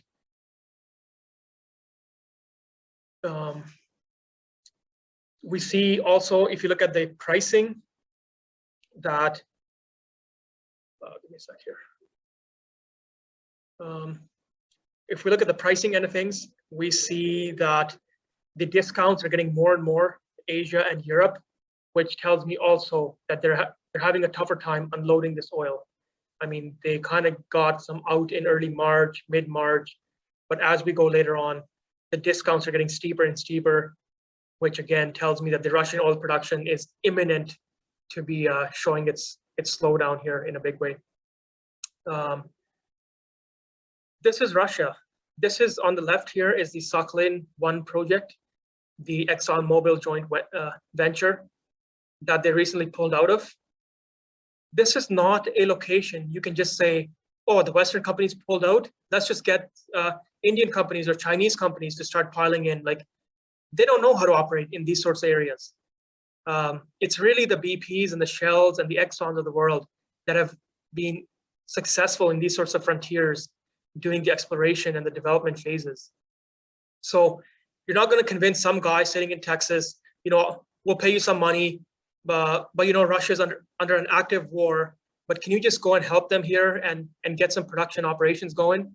They're going to look you in the face and laugh at you. So there's definitely bigger problems here. This is Siberia on the right.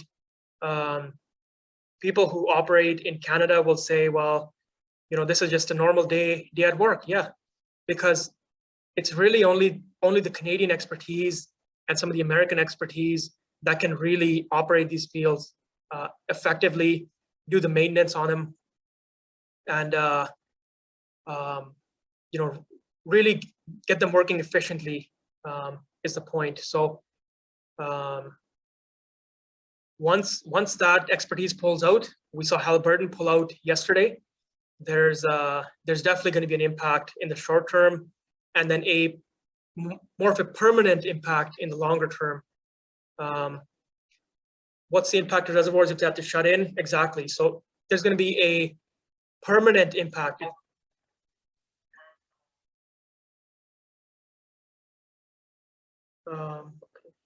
It's like here, the Twitter screwed up on me again. So I think there's going to be a permanent impact again to the Russian oil. I believe even if they can export every single barrel, just the fact that the Western countries have gone out is going to be roughly 100,000 barrel a month decline in terms of just raw decline rates and maintenance issues that they can't fix in the short run.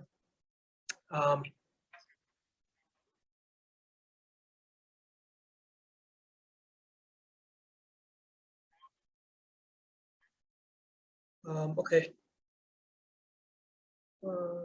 Yeah, so that's kind of where I'm at on this, on the whole Russian thing. It's not easy to get this oil back online.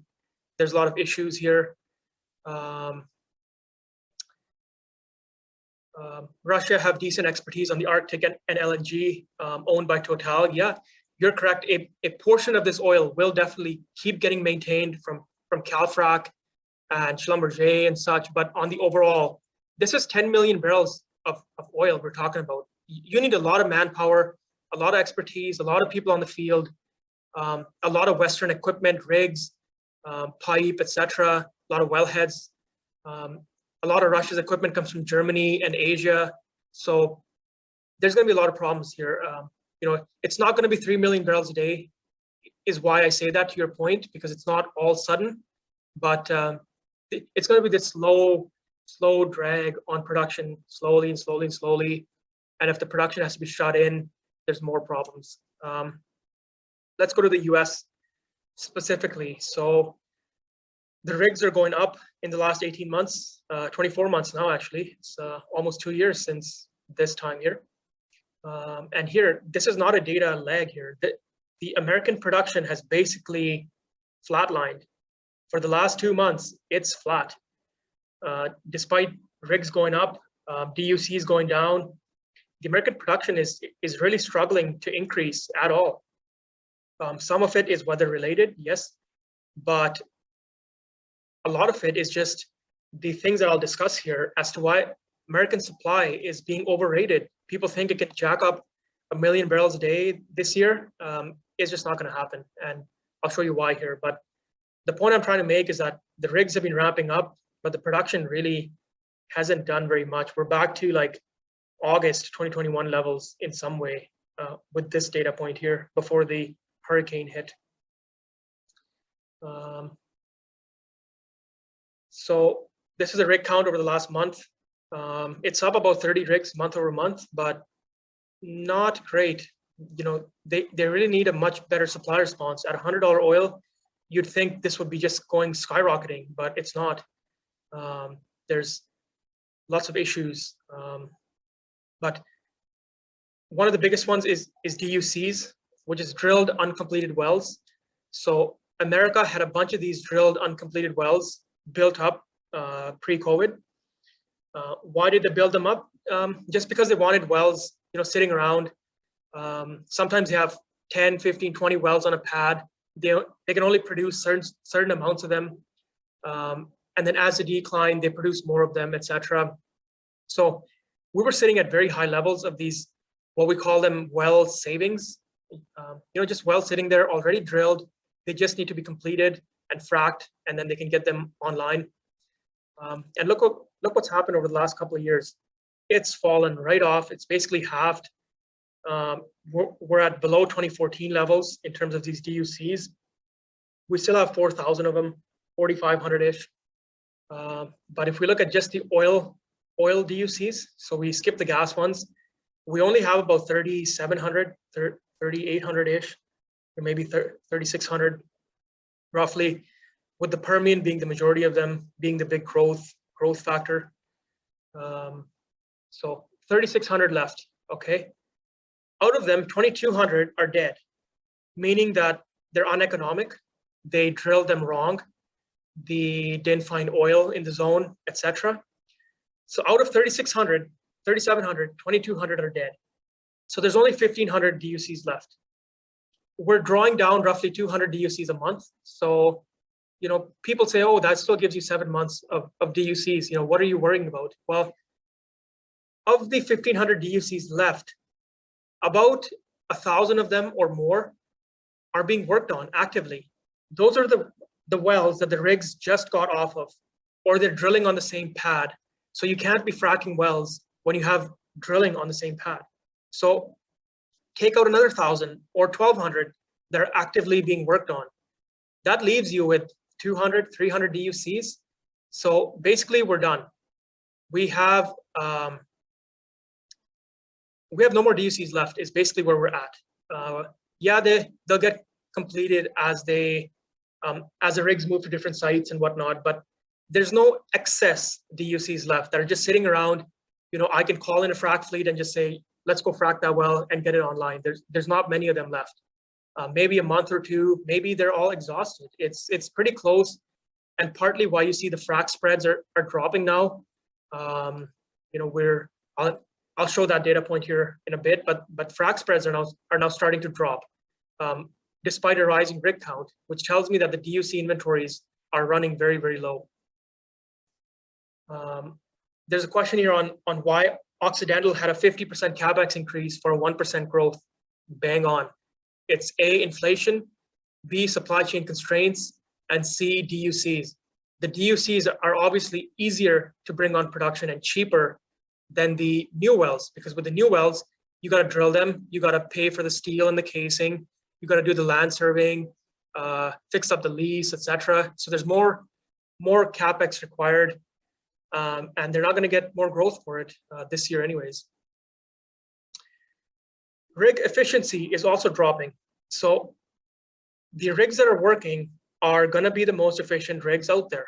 The best crews with the fastest times are going to be out there. And we saw that. When COVID first hit, the rigs that were left running were extremely productive. They were about 3 times as productive as the average rig running pre-COVID. But now that we've been adding rigs, we've been adding more and more marginal rigs that are not as good. They got a lot of new people running these rigs.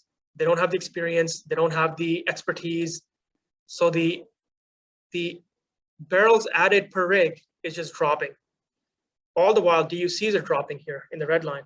So we're getting pretty close to a point where the DUCs run out and the rigs they're adding are not that efficient, meaning production could end up dropping instead of increasing as they as the experts told us, and then could potentially still happen.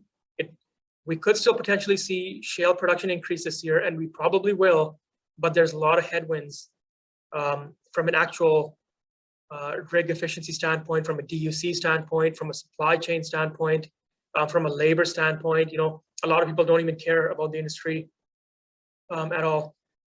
And this is what the experts are telling you, that US light, tight oil production, shale, is going to go from 7 to 14 in the next 10 years, 8 years. Yeah, and this is what the media believes. This is what the government believes. Rystad is a very, very well-known research kind of agency that puts out a lot of information on a lot of things. And this is what the average American believes. This is what the average world person believes, that, oh, shale will just save us. They'll grow 1 million barrels a day for the next 7 years. And you know, why are these people getting all riled up about the oil supply? You know, these companies are price gouging. You know, why don't they just invest back in the land? They want to rip us off as consumers. It's all nonsense. This oil just isn't there, and I'll show you why here. Permian, they think the Permian is going to be like 10 million barrels a day by 2030, and the Bakken is going to rebound to 2 million barrels a day. I mean, please, I don't know who's coming up with these forecasts, but I would love to see you show me the actual well inventories that correlate to this sort of growth in the future. Because if this is the case, my entire investment thesis is bust. But this is obviously not the case, because production can't even grow today from 11.6 million barrels a day, let alone 15 or 16 here. People say what they're paid to say. Thank you, Seppo. Truer words have not been spoken. Now, people tell me that shale was growing in the last year. Shale did grow 500,000 barrels a day, because they're looking at the overall US production. Well, 300,000 barrels of that was conventional oil. It was not shale. It was these wells that are sitting around for the last 10 years, old vertical wells that people fired up at $80 oil. And of course, the production coming back to its historical kind of number here, that was responsible for it. Shale itself grew very little in the last 6 months to a year. And that's with declining DUCs at 200 wells a month. What happens when DUCs run out and the new rigs adding are not efficient and the rock is not good, as I'll show you here as we go. I think you can get where I'm going with this. Is when you look at the data, shale is in a really, really bad spot here, where nothing is working for them, and then they're in these huge headwinds going forward. So just keep that in mind. A little bit more on DUCs. This is XTO, Exxon, Chevron, Pioneer, the biggest producer in the Permian, Diamondback. Look at their DUC counts and how they used them up and how many they have left. And you can make your own kind of assumptions again on what that means. To me, it means production is in a big trouble in America. But again, that's my opinion on it, and not many people agree with me. In fact, a lot of people will heartily disagree with my interpretation, but I just look at data, I look at trends, I look at the charts, and that's what it's showing me. There's a comment here about scoop and stack, LOL in capitals, and I don't think I can explain that, but to people in the industry, I think it's pretty obvious why that comment was made. So thank you, Scott. I love comments like that, simple and to the point. The frac fleets last week fell six fleets again, so we're down to 266, which is back to July levels, August of 2021 levels. So if these companies were really excited about $100 oil and they wanted to make money and drill more, why are the frac fleets going down? Because they have no DUCs left. That's the gist of it. This chart should be rising. We were at roughly 350 to 400 pre-COVID. We should have been heading there, but we're not. We are declining for 3 weeks in a row now. So again, one to watch very carefully, because if the frac fleets keep going down and the rigs keep going up, that means that the DUCs are fully gone, which is going to be another headwind to the American oil production. Frac fleets in the Permian, it's been basically flat. A whole year has passed, and frac fleets a year ago were 108. Today they're at 110. Or no, hang on, this is into the future. So today we're at somewhere around 110, 100-ish.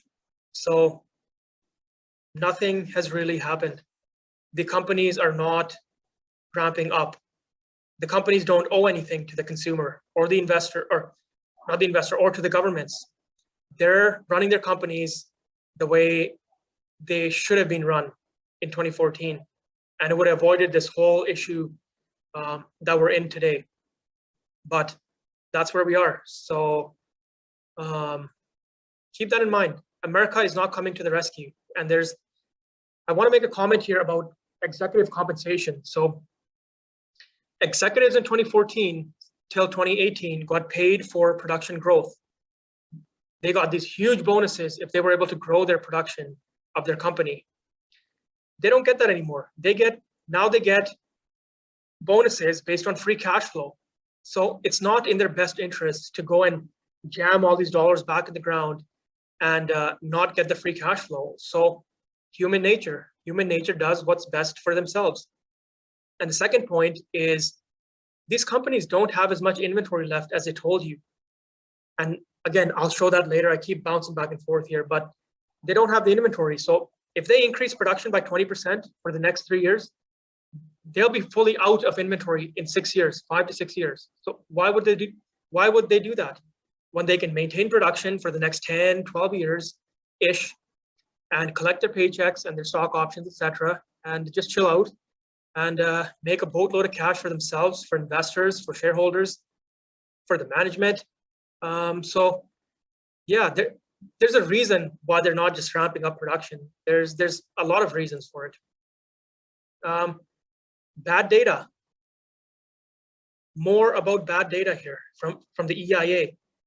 They keep reporting production is going higher in the Permian, in the Texas area, and in New Mexico. The actual governing authorities of these companies, or of these states, the Texas RRC, the Railroad Commission, and the New Mexico governing authority, I don't know what this stands for, are reporting lower production. And yeah, there's some lag in the data. The EIA is doing a lot of assumptions and guesswork, and this latest data is maybe not accurate, but you can see the line is deviating more and more and more as to what the actual production is versus what the EIA keeps telling you in these weekly reports and these even the 914 data, which is known as the gospel of oil production, seems to be getting off and losing its accuracy. So you got to question yourself, what is the EIA really that accurate and effective as an organization, or are they just pandering lazy data which the world relies on and is taking as gospel and are causing more energy supply issues and energy poverty down the road? So sometimes you got to wonder what the real motives are behind all this really, really bad data, is what I call it. Here's another one. So this is the DPR report, the drilling productivity report that people send to me like, oh, Bloomberg has these articles that Permian production is going to be the highest it's ever been. So, supply is back online, et cetera, et cetera. This is last month's report in the bottom here.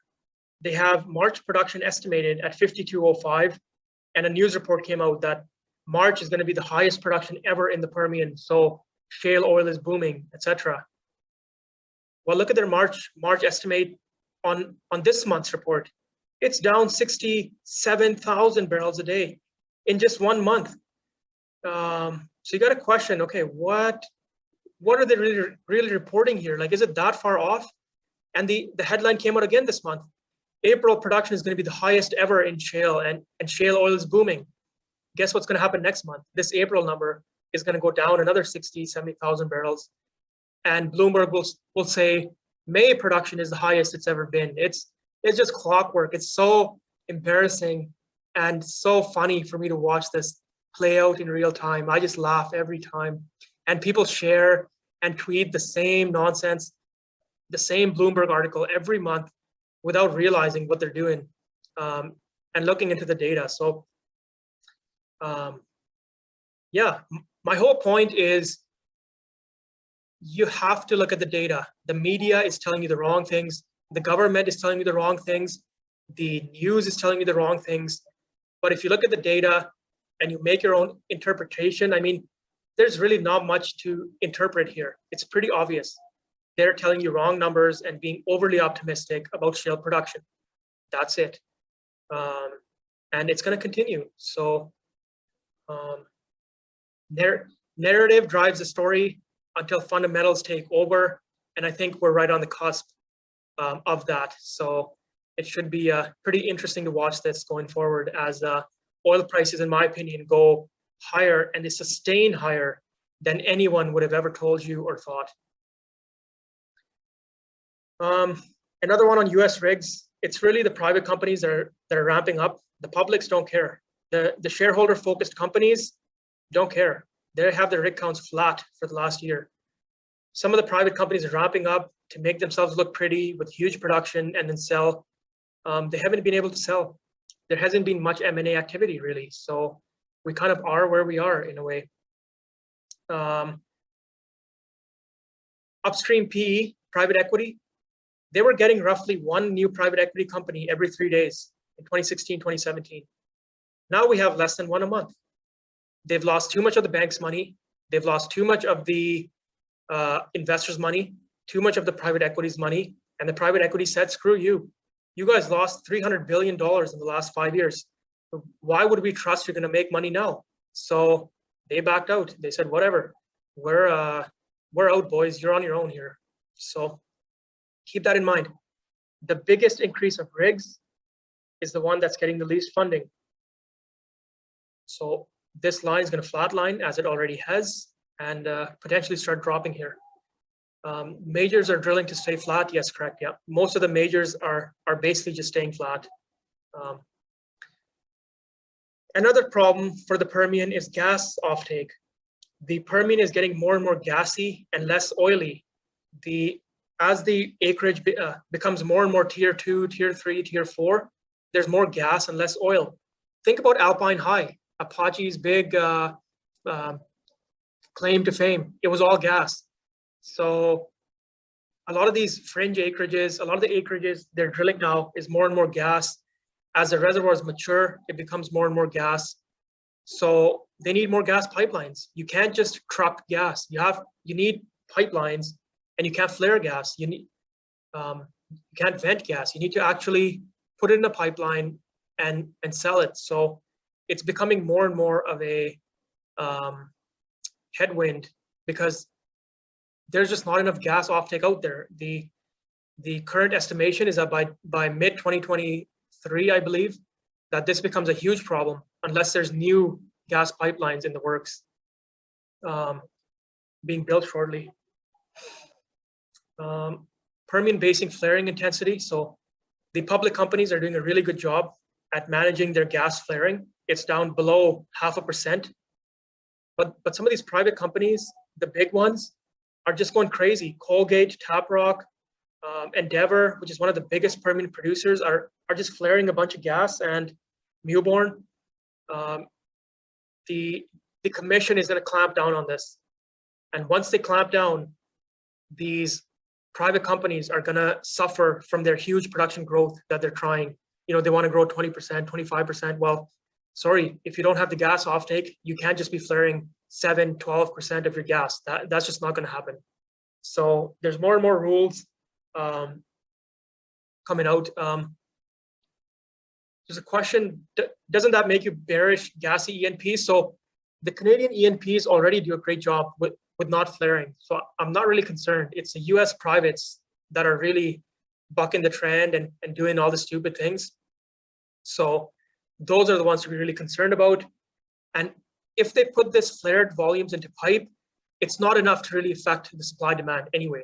It's only about, less than half a BCF a day of gas. So not a big issue.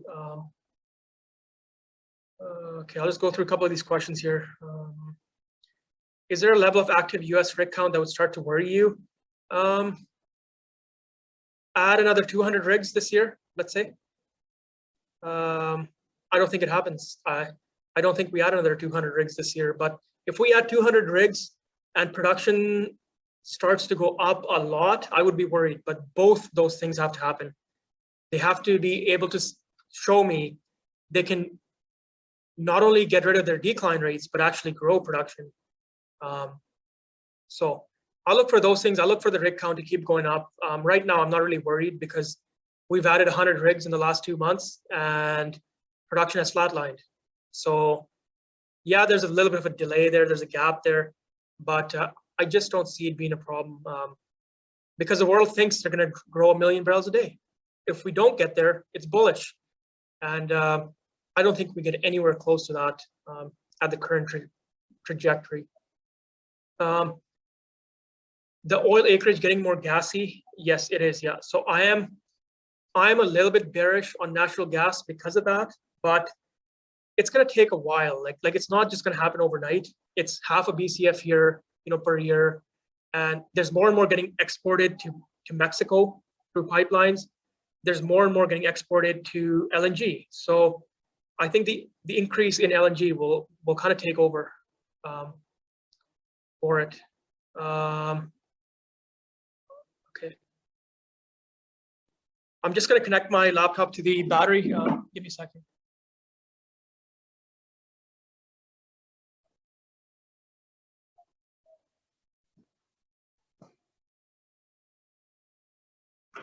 Okay, so the next thing to talk about is reserves.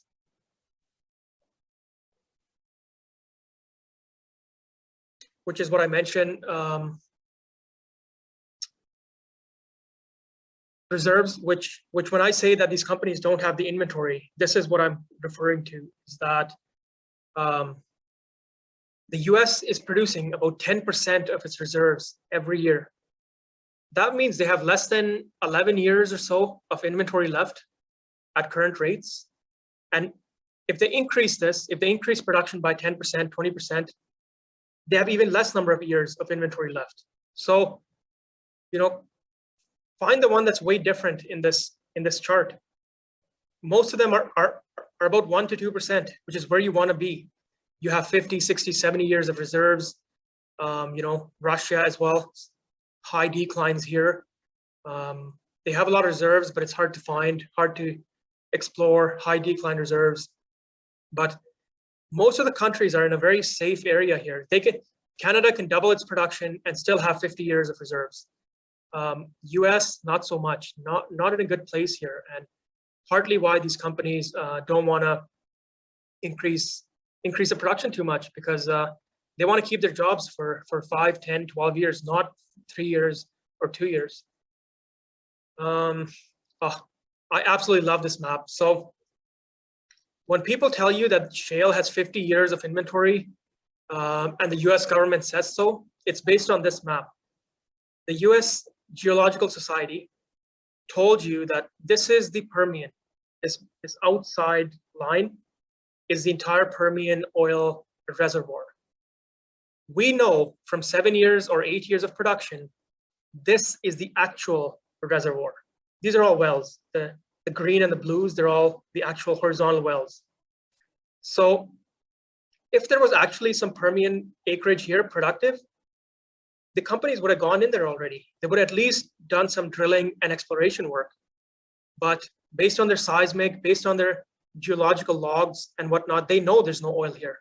So when people tell you there's 50 years of shale reserves, they're using this big outside map. In reality, it's this inside zone, which is getting pretty filled up, don't you think?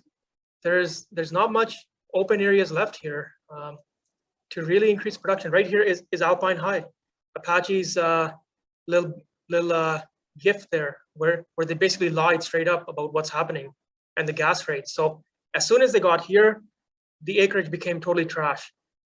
So let alone all the way out here, you know, there's nothing here. Let's be honest. Hey, So, Shubham, would you mind just quickly talk? Like, we've seen people share the court case of Hitachi on Twitter. Would you be able to just touch point just real quick what happened there?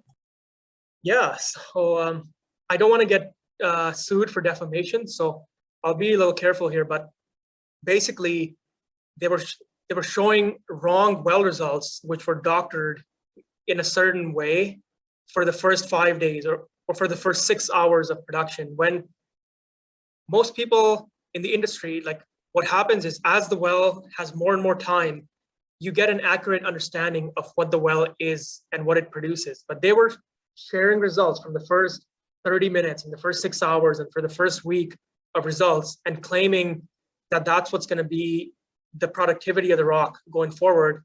And they got a whole bunch of money and investment doing that. And the court case that came out last month basically showed that they knew the rock was not good, and yet they still showed it in the media as if it was this really great discovery of big rock. So that's been a constant problem across the shale industry. It's why I don't invest in any shale companies, because they have basically been caught lying too many times for me to really care. And there's other issues with that, but look up Alpine High and the court case document. It's a very interesting read. And I can't do justice to the work put in to the people who actually followed up on that and filed the case. So, but that's a little gist of it. Is this rock is like tier 5 rock already. So there's no way there's oil out here. There's no way, there's not a chance. But people still keep using these boundaries, and they say, well, if you take one of these wells and you extrapolate the oil into this entire acreage, we have 40 years of reserves. Well, cut that in half right away, because half of this land is uneconomic or doesn't have oil. So 20 years. You've already drilled 7 years of it. So how many is left? Well, 12 to 13 years, which is kind of where we end up at the end of it. And again, I might be wrong. This might not actually be Apache, but I'm pretty sure that's where it is. If someone knows better, let me know. But it's either here or up here somewhere. It's on the edge anyway. Net imports. So the US became a net exporter of oil and products in 2020. They were producing a lot. I mean, you can see they were increasing their production a lot. They became a net exporter. The trend has reversed. Instead of pushing 1 million barrels of oil and product into the global markets, America is now pulling 1 million barrels. So 2 million barrels a day, a shift has occurred. 2 million barrels a day of oil that the world previously could buy in the global non-American markets is now not there, is now being consumed by America and not being exported. So things have definitely changed from this trend. Companies like Rystad will tell you this trend is going to come back and they're going to grow another 1 million barrels a day for the next 7 years. I'm telling you it's not. And that's what's going to make the investors a lot of money. This shale narrative popping is going to add another $20 to the price right away, because that's what people believe. They believe shale will be here to save us. And when that mindset shifts, when the data proves it ain't so, there's going to be some changes. So there's a question here on which counties. So let me just go back and mention that. So what's going on here? So the best counties right now in the Permian are Lea County right here, New Mexico, Eddy County. Those are basically your top two at the moment. And this is just the Delaware Basin, it doesn't include the Midland Basin, which is here and has some other great counties. But Lea, Eddy, Loving is pretty good, and Reeves is not bad, but everything else, Pico is a lot gassy, I believe, a lot of heavy sour, or not heavy, but a lot of sour oil here. Very hard to extract, a lot of water cuts, etc. So that's what happens. The further out you go, the more you get your water oil cutting increases and the more your gas oil cut increases. And you have a lot of issues with hydrogen sulfide, etc. And then there's some great counties here. Midland is the one that I can think of right now, but there's about 3 or 4 here. Just too many to remember at this time, but there's about 6 or 7 counties that really are the Permian. The rest is all tier 3, tier 4 stuff. Like all this stuff here is not that great. Okay, so investment, it hasn't been there. You guys know this. The CapEx has just not been there. The reinvestment rates are like 40% now from 160%. So companies wanting production growth, companies wanting free cash flow. Simple as that. Annual spending on oil and gas exploration, it was at $600, $700, $800 billion a year, which is why 2010 to 14 had high oil prices, but people invested money and we got on a bunch of supply and prices went down. This time, prices are high, nobody's going to spend the money. Therefore, you have your structural bull market, which people keep talking about. That's what they mean, is that despite high oil prices, people just are not spending the money in supply. They'd rather make money, put the cash in the bank, pay out dividends, deleverage, do share buybacks. So supply is not going to come online anytime soon. We're going to be waiting a while for it. Same thing here. CapEx was 3 times larger in 2014 than it is today. So same point. Okay. I got about 45 minutes left. I kind of want to take a break, but let's just power through it because, yeah, I know people got other stuff to do as well on this Saturday. So let's get her done here. So US conventional production, any conventional field in the world, which is about 50 to 60 million of current oil production, is conventional, non-shale, non-oil sands production. Whenever this production hits half its recoverable reserves, the production starts to peak and then flat, and then goes into this terminal decline curve. And for anything in the chats, I will talk about every country that you're talking about in the chat and you're asking questions on. So just please be patient, and I will bring them up. Once you go half your recoverable reserves, production peaks and terminally declines. It's called the Hubbard linearization. It's true for every conventional oil field in the world. This is US conventional. Most people probably don't even know that US conventional production was producing almost 10 million barrels a day in the 60s. This thing was a global behemoth of oil production, but as with all conventional fields, it declines, and then once it's at like 30% of its peak, you can kind of keep it flat to some extent, but we're down to 2 million now. So, I mean, take it right here-ish. So, you know, it's declined even further from here and just going to continue to decline. So why is that important? Because this is Saudi Arabia's Ghawar field, the world's biggest oil field. It accounts for 5%, used to account for 5% of the world's production. One field was 5% of the world's production. It hit half its recoverable oil somewhere in the 1980s, 1990s-ish. Because it's such a massive oil field, they were able to keep production at this peak for a while. You saw that the growth didn't go up, but it peaked for these 50 years, and then it started declining. When Saudi Aramco did their IPO in 2019, they said Ghawar was at 3.8. So we take 2019 to this curve, we end up somewhere between 3.8. Maybe it's more productive than this curve tells us, so a little bit higher. The latest number is at 3.2, so you take 2022, a little bit below 3.2 is where we're at. So the curve has been extended a bit, but the point is that it's on a terminal decline. This was the wells 20 years ago. The red are the oil wells. The blue is the water injection wells. 20 years ago. Since then, they've drilled a whole bunch more wells. It's a mature reservoir. This production is in a terminal decline. That's a fact. We already see it with the decline so far. And it's the same for every field in Saudi Arabia. This is 10 million barrels a day of production. It all peaked in the 1980s. They were able to stay on the peak for about 30 years because they're such prolific fields. And since 2010-ish, they've started declining. So 10 million barrels a day in terminal decline of 5 to 6% a year. Do the math on that.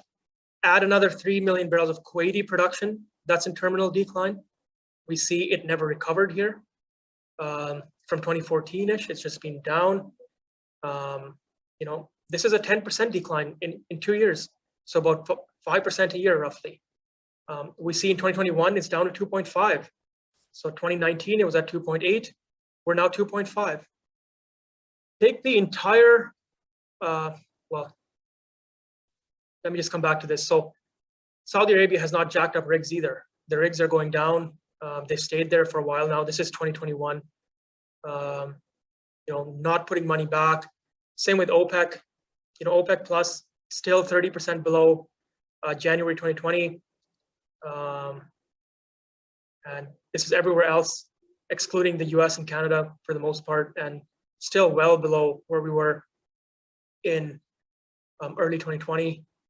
OPEC supply, so we see they don't care that oil is $100. They actually dropped rigs in December and January. They don't care oil is $100. They're going to make money. There's no one now to steal market share from the Saudis and from OPEC. They know this. And they say, well, if we can maintain our market share, we'll make $100 a barrel instead of 60. And why should we fire up rigs and save the world? That's not our job. We've been spat on and punched and spit on. So we're just going to do our thing and make our money. This is from Josh Young at Bison. Amazing work that he does on tracking OPEC production. There's only two countries really that matter, that hit their production: Saudi Arabia and UAE. The rest are all miss. So the two countries that are, the rest not doing so hot.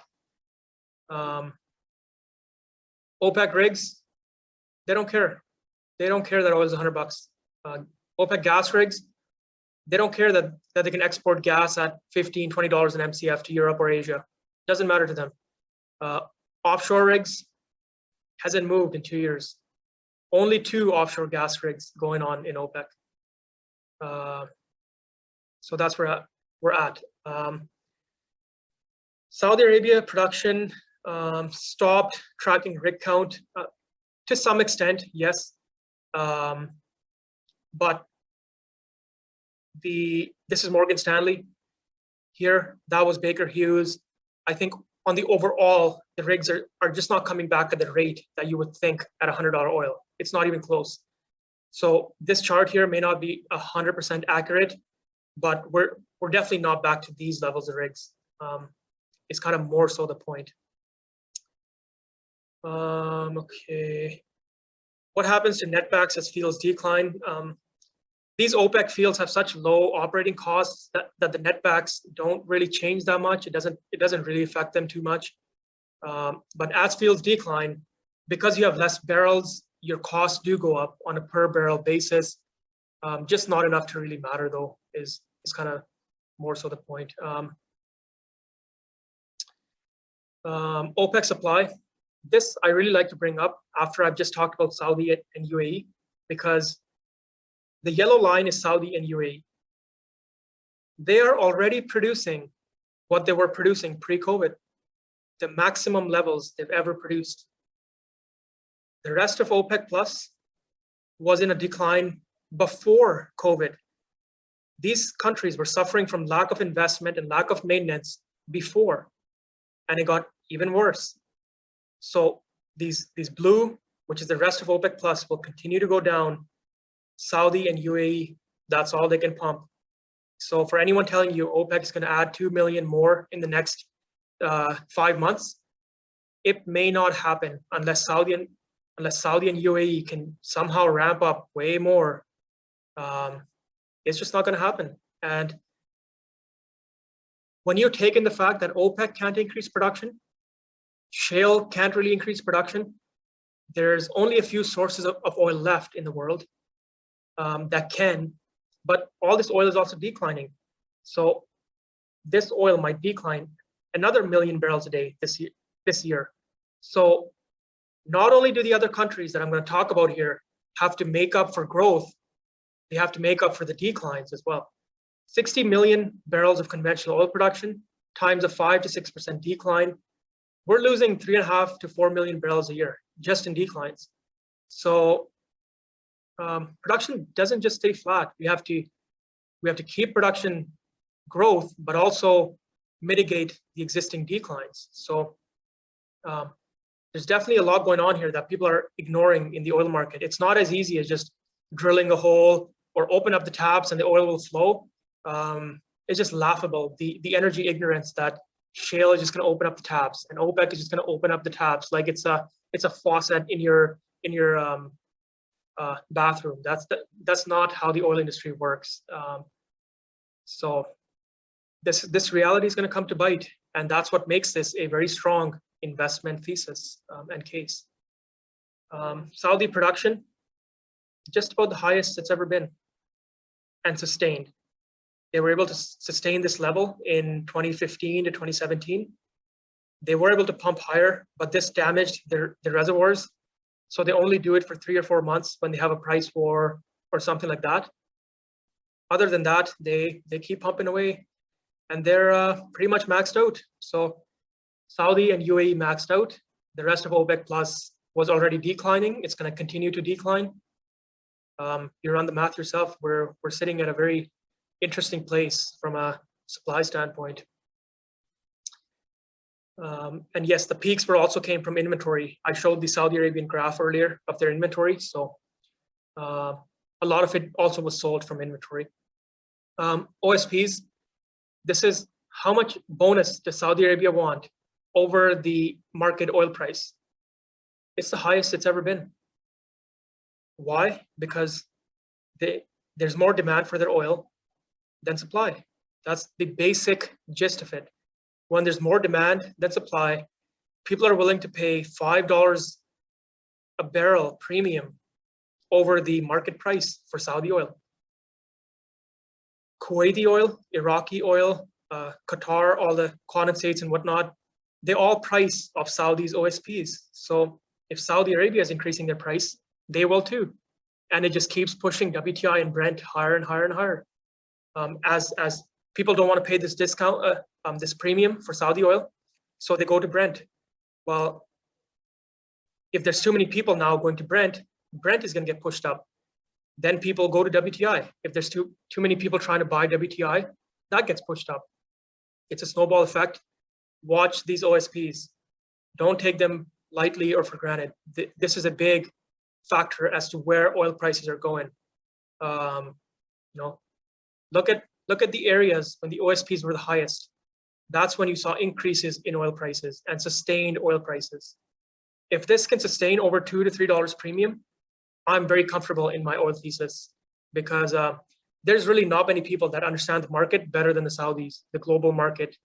And I think a lot of people don't agree with me on that. And a lot of the public think that the American government is the smartest people on earth. Well, the harsh reality is that that's definitely not true. So where can oil come from? I had Russia in here for the last few months because Russia was increasing production about 200,000 barrels a year. Well, this ain't gonna happen. So that's another source gone. In fact, it's gonna start declining. Here's your brownfield, which is the existing oil. Look at the declines on it. Within 10 years, 10, 12 years, you have a 50% decline on the oil production. These were the new projects, the green ones, that Exxon and Shell and BP were working on. Now that they've pulled out, this bar might not be as tall as it is anymore. So not only will Russia not add to growth, they might actually be contributing to more declines in the next couple of years. So very, very interesting place to be. North Sea, offshore UK and Norway, we had our peak, conventional oil, we had our terminal decline. It's a story that is true for every conventional field in the world. It's getting harder to find oil. This is the 2021 publishment of which offshore oil fields are going to be the most productive, possibly, in the North Sea, I should say. This top one has not been drilled, it's been postponed. But 6 of the next 8 biggest bars came out dry. There was no oil or not enough economic oil in these wells to warrant production. So the oil that's even out there is just getting harder and more expensive to find. It's not easy. Even if they had the money, it's not easy to just go and start exploring. I mean, this is based on work, studies done, that these are the highest potential plays. And 6 out of the 8 came out dry. Yeah, you kind of got to wonder, where is the supply going to come from, really? Norway, conventional oil in green. You have your terminal decline, and then you can sustain production at 40 to 50% of your peak. Maybe a little bit more in this case, but that's reality. Every country out there. Reserve replacement. This tells you, of the oil that was produced in the year, how much more did they find to replace it? Well, they had a good year in 2015 and 2017. Other than that, not that good. Gas, they're producing all this gas, but they're not replacing it with more reserves. So the reserves are going to just run lower and lower and lower. Like, look at this, 5%, 6%. Like, that is horrible. Reserve replacement ratios. Canada was mentioned in the chat, so I will say that some of the Canadian companies are at 150 to 200% reserve replacement. So Canada is the one frontier where there is potentially oil, but there's geopolitical bureaucracy and red tape around it, which is affecting it. Differential to Brent, I talked about the Saudi OSPs. This is the oil in the North Sea. It's already getting bid up to $6, $7 above the market price. What does that tell you? Low supply, low inventories, and high demand. And again, one to track closely. Mexican production, same thing. You have your conventional peak and you have your decline. This is Cantarell field in Mexico. You have your production peak. They overproduced this reservoir and the decline was even harder. So that's why Saudi is not overproducing for too many months in a row, because they know if they overproduce for too long, the reservoirs get damaged, and yeah, you have this big drop off in your well productivities. This is the 60 million barrels a day I'm talking about. This is 35 of them. Oman, Norway, Australia, Colombia, Malaysia, etc. They all follow the same trend. So anyone telling you that Saudi reservoirs are these things that drop from heaven and they're magic, yeah, they are magical. They are some of the best reservoirs the world has ever seen, but they too will follow this trend in some way, shape, or form going forward. That's just the reality of it. It's there's no two ways around it. It's math and physics and science. You can't argue with those things for too long until reality comes to bite. Brazil is adding production, yes, but look at the rigs in Brazil. They had this big investment in 2008 to 2012. That investment and production came online between 2013 and 2018, because it takes about 5 years delay between putting the money in and getting the production out. So they had that. Then they realized, oh, these reservoirs are actually not as good as they told us. Shale is better, so let's put our money there.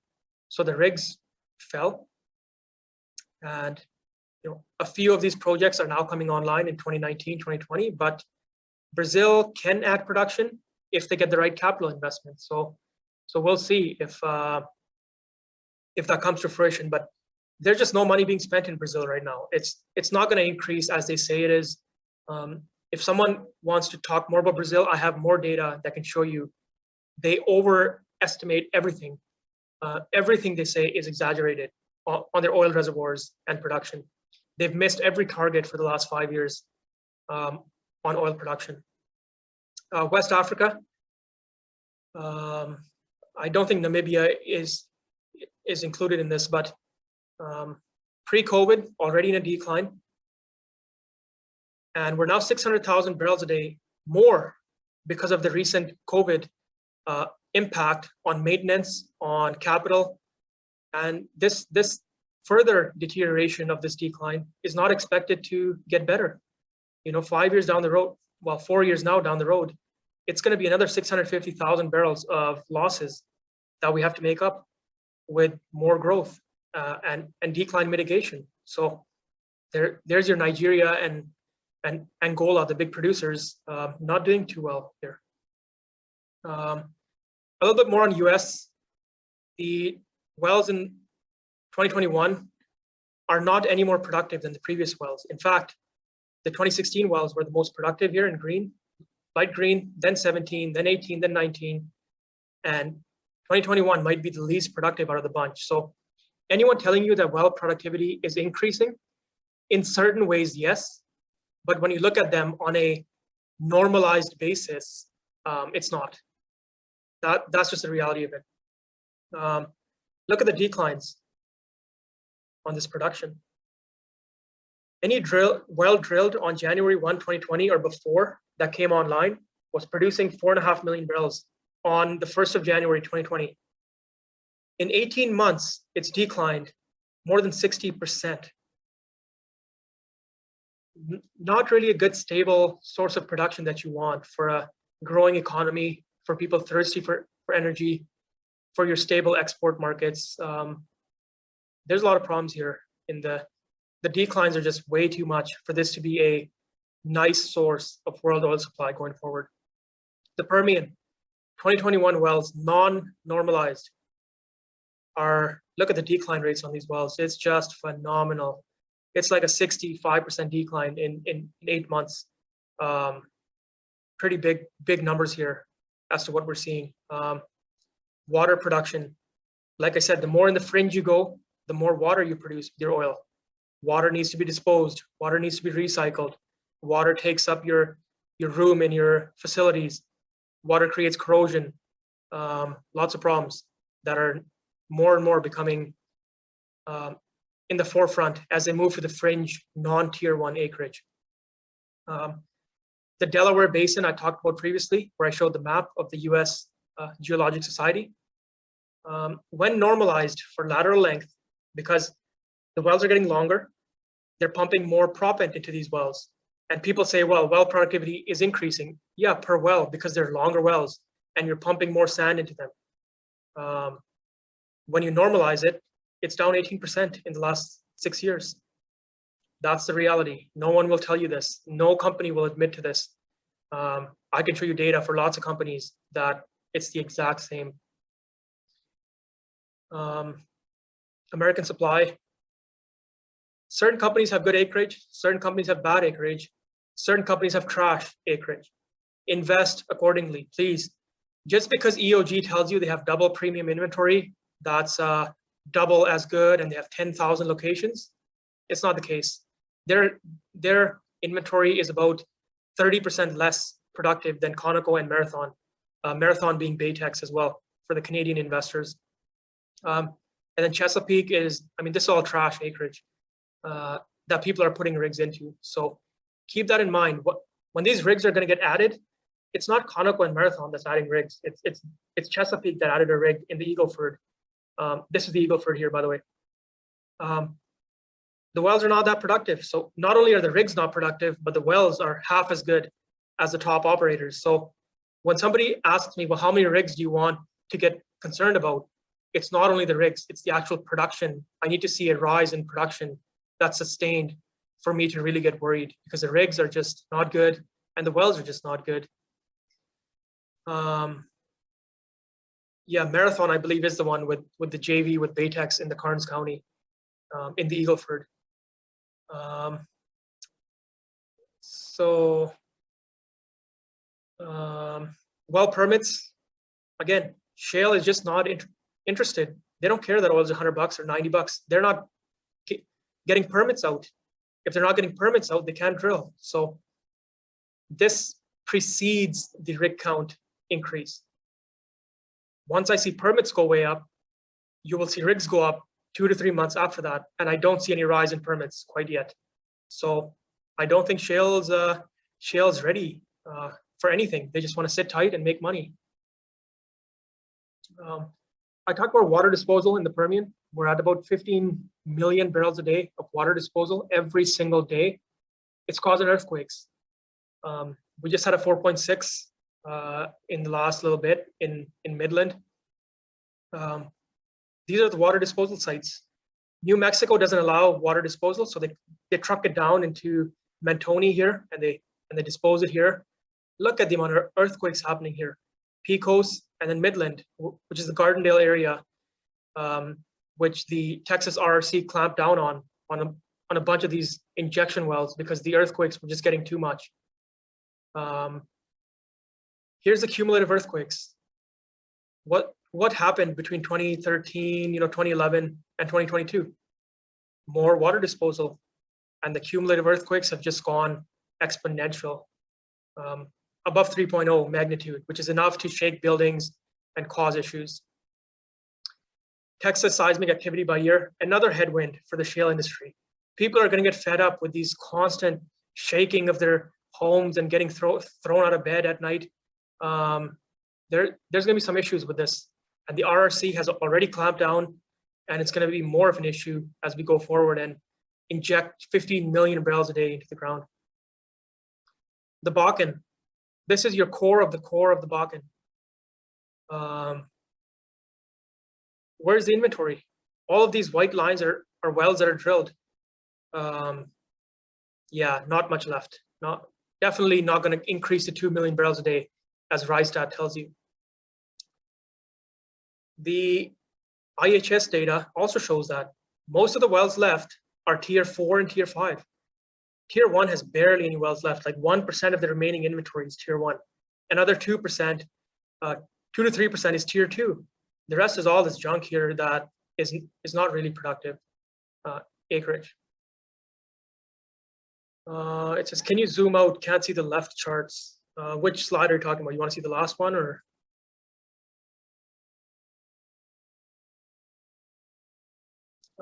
This slides will also be posted on the website, so maybe you can check them out later at your own kind of convenience.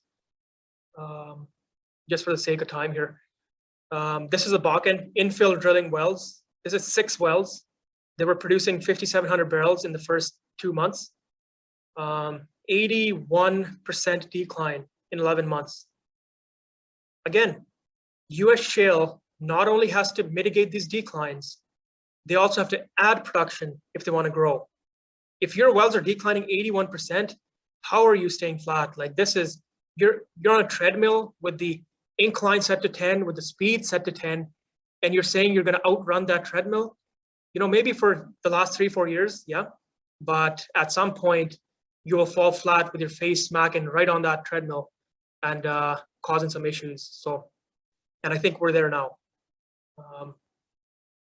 Bakken, again, gas oil ratios continue to increase. Signs of mature reservoirs, signs of fringe acreage. These things tell you what's going on. 10 years ago, 15% of the total production in the Bakken was gas. Now it's 30%. It's just going to continue to increase. We have very little oil left in the US, contrary to what people keep telling you. The DJ Basin, another oil producing basin in the US. And I talked about the Permian and the USGS survey. This is the same thing in the DJ Basin. There's only certain parts that are productive.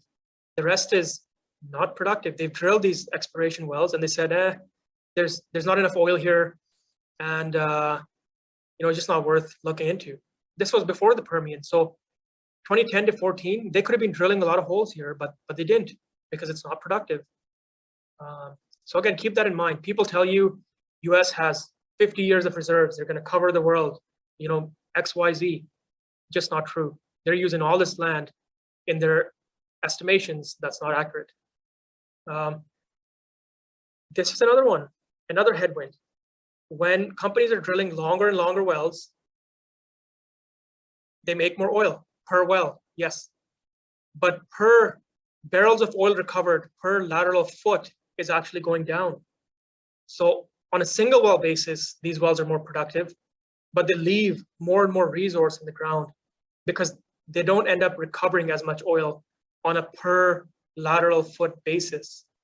That further decreases reserves because these shorter wells were recovering X amount of reserves.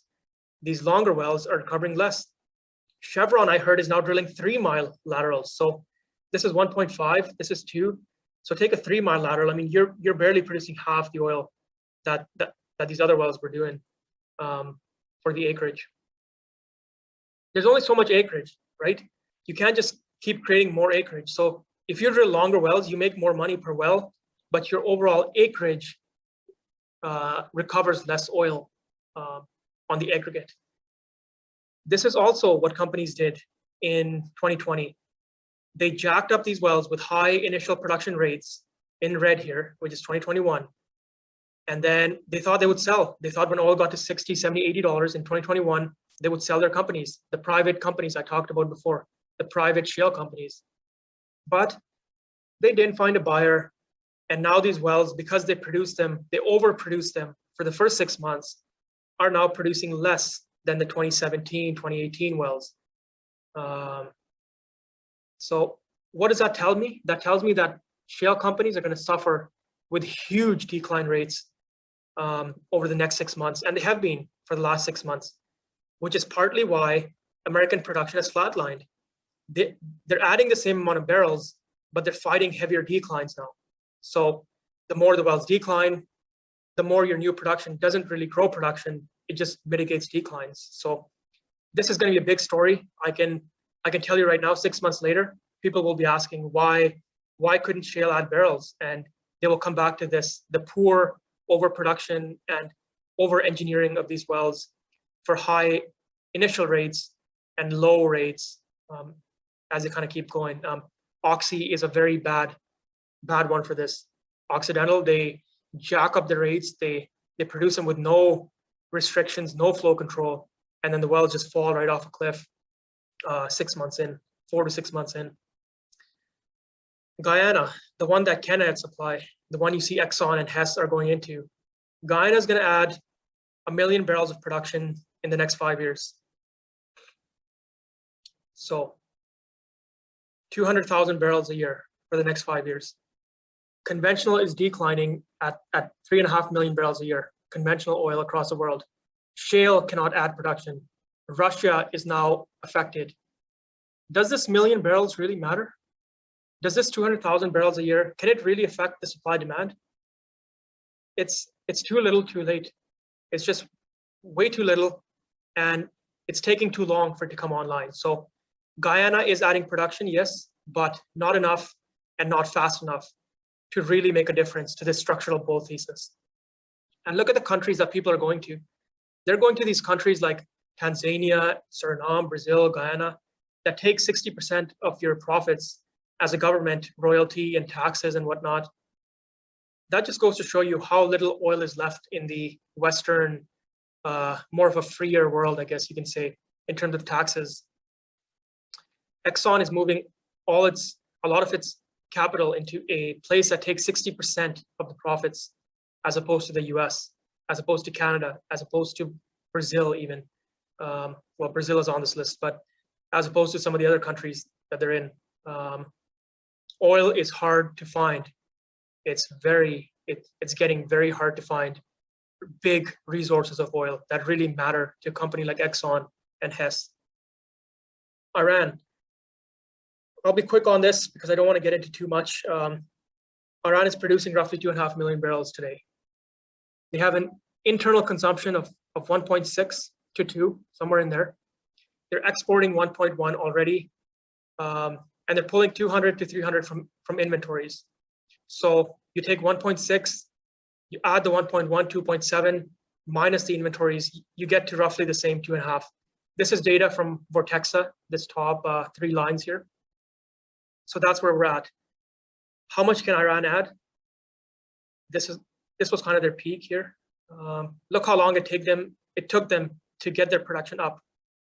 From 2015 lows to 2017 highs, it took 2 years to add 1 million barrels a day. Anyone telling you Iran is going to come online tomorrow and add 1 million barrels a day tomorrow is wrong. It's going to be wrong. It takes a time, it takes a while, and the volumes are just not enough to really matter. Again, when the worldwide oil supply demand is in a 3 to 4 million barrel a day deficit, with Russia being offline in the next few months, an extra 500,000 barrels a day doesn't really change the bull supply thesis. That's where we're at. With this, if the sanctions come off, internal consumption is also going to increase, and that's going to take away some of the additional export capacity as well. Ships, 30 ships floating off Iran, 60 million barrels of gas condensate. It's not oil. Gas condensate can only be used in certain countries like South Korea, and it can only produce, for the most part, gasoline. You can't produce any heavy products from this. So it's not going to change the market again. And it's only 60 million barrels. It's not this huge flotilla of ships sitting around. I mean, it is a huge flotilla, but it's not enough to affect the market. 60 million barrels is half a day of production, or half a day of world consumption. In a market that's off by 3 million barrels a day, 20 days and it's gone. This entire inventory is gone in 3 weeks. It's kind of where we're at. Venezuela,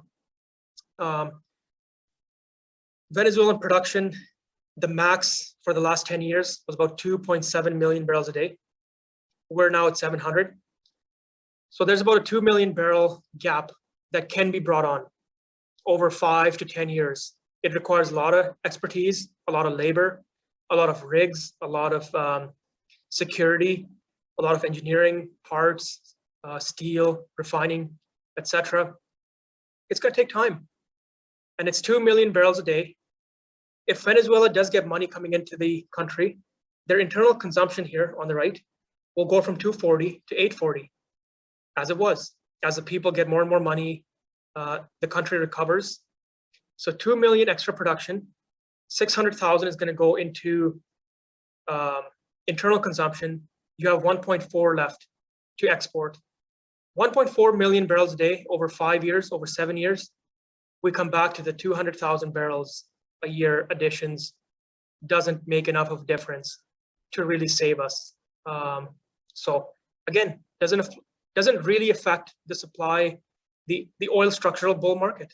That's what I keep coming back to. And it's not going to happen overnight. It's going to take 3, 4, 5, 7 years. So the bull market is quite intact. You know, I hate when people just, you go through a case and they say, well, what about Iran? What about Venezuela? Well, yeah, they're factors, but not enough to really change the structure we're in, which is what's most important.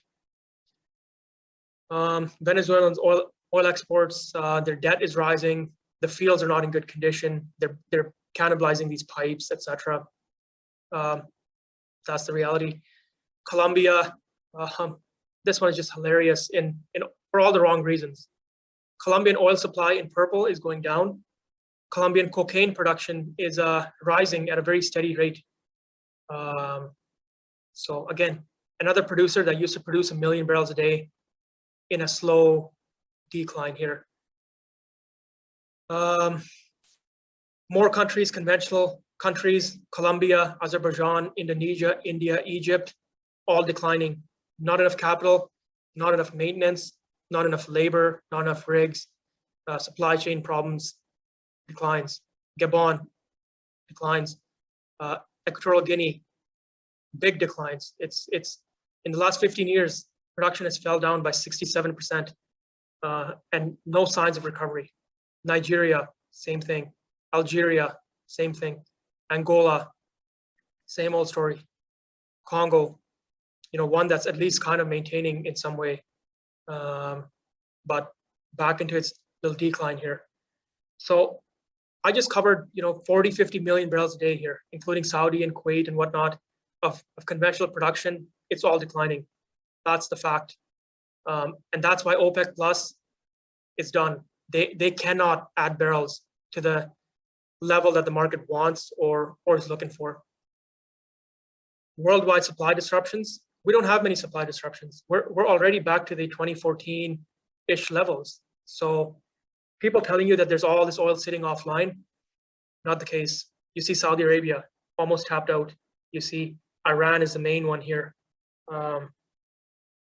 But we'll kind of see how this plays out here. But there's not that much oil just sitting around is kind of the point.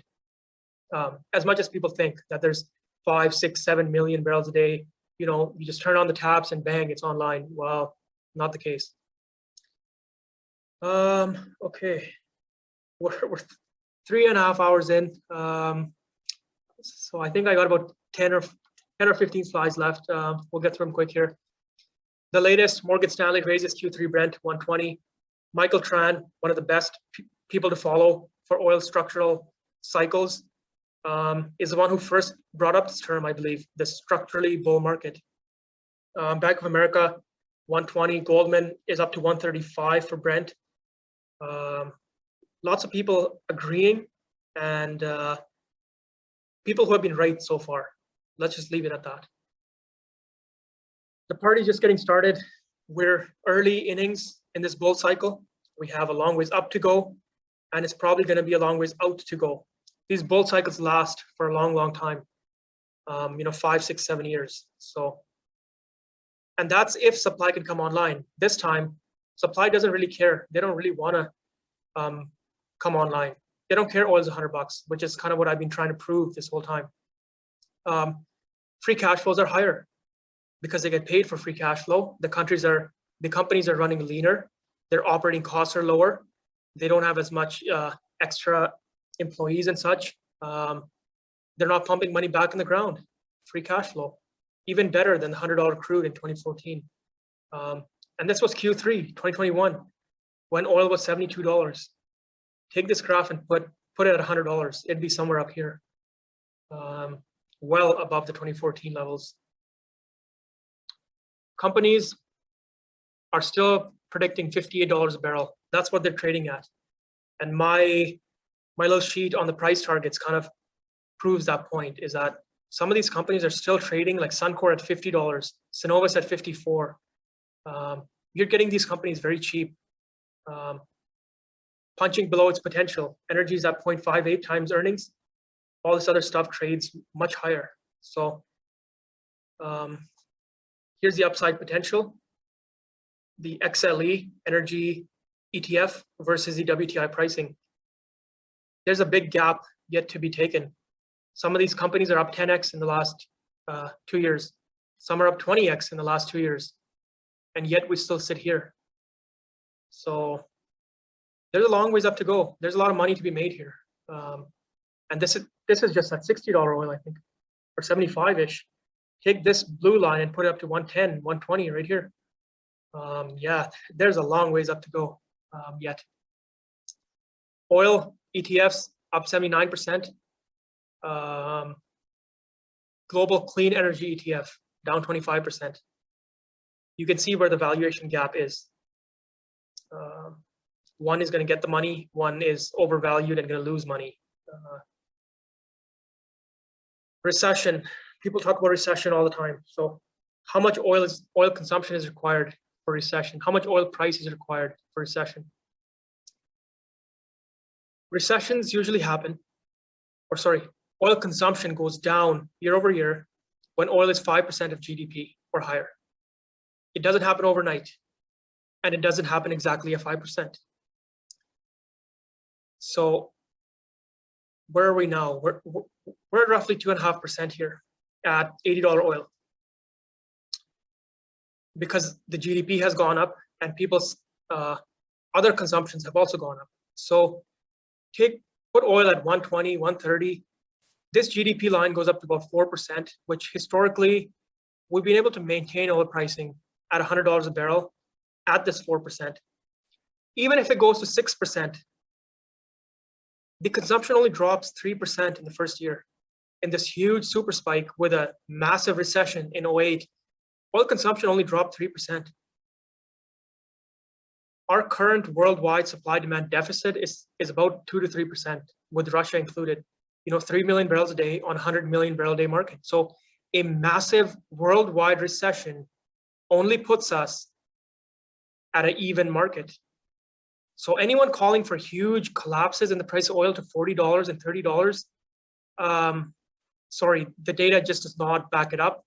And the recessions don't just happen overnight. It takes 1 to 2 to 3 to 4 years for this entire consumption to stop being, where it is. And this is just America. The emerging markets, they might have more subsidies they can give out. They want their economy to be strong. They don't want to go through another recession right now. So just keep that in mind. These countries and their political leaders will give you subsidies, will lower taxes as a way to keep the economy running strong. They don't want another recession right now because they will definitely get voted out of office if that's the case. Energy makes up 4% of consumer spending.